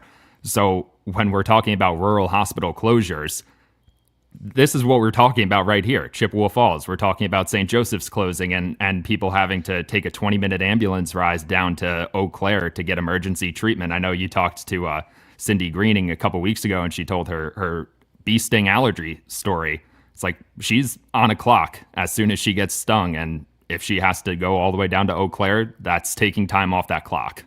That's right. And again, we see that in, labor and delivery. Everything else that's related to rural health care is at stake with these Medicaid funds, and why you see the rallies for them that are happening as well. Yeah, I think another interesting thing, too, is that we have all these plans for new hospitals here. And since these potential Medicaid cuts started being discussed, I've asked a lot of officials, do you think these hospitals will be able to operate effectively? And I've gotten anywhere from we'll have to see to they'll be starting from behind to just flat out no.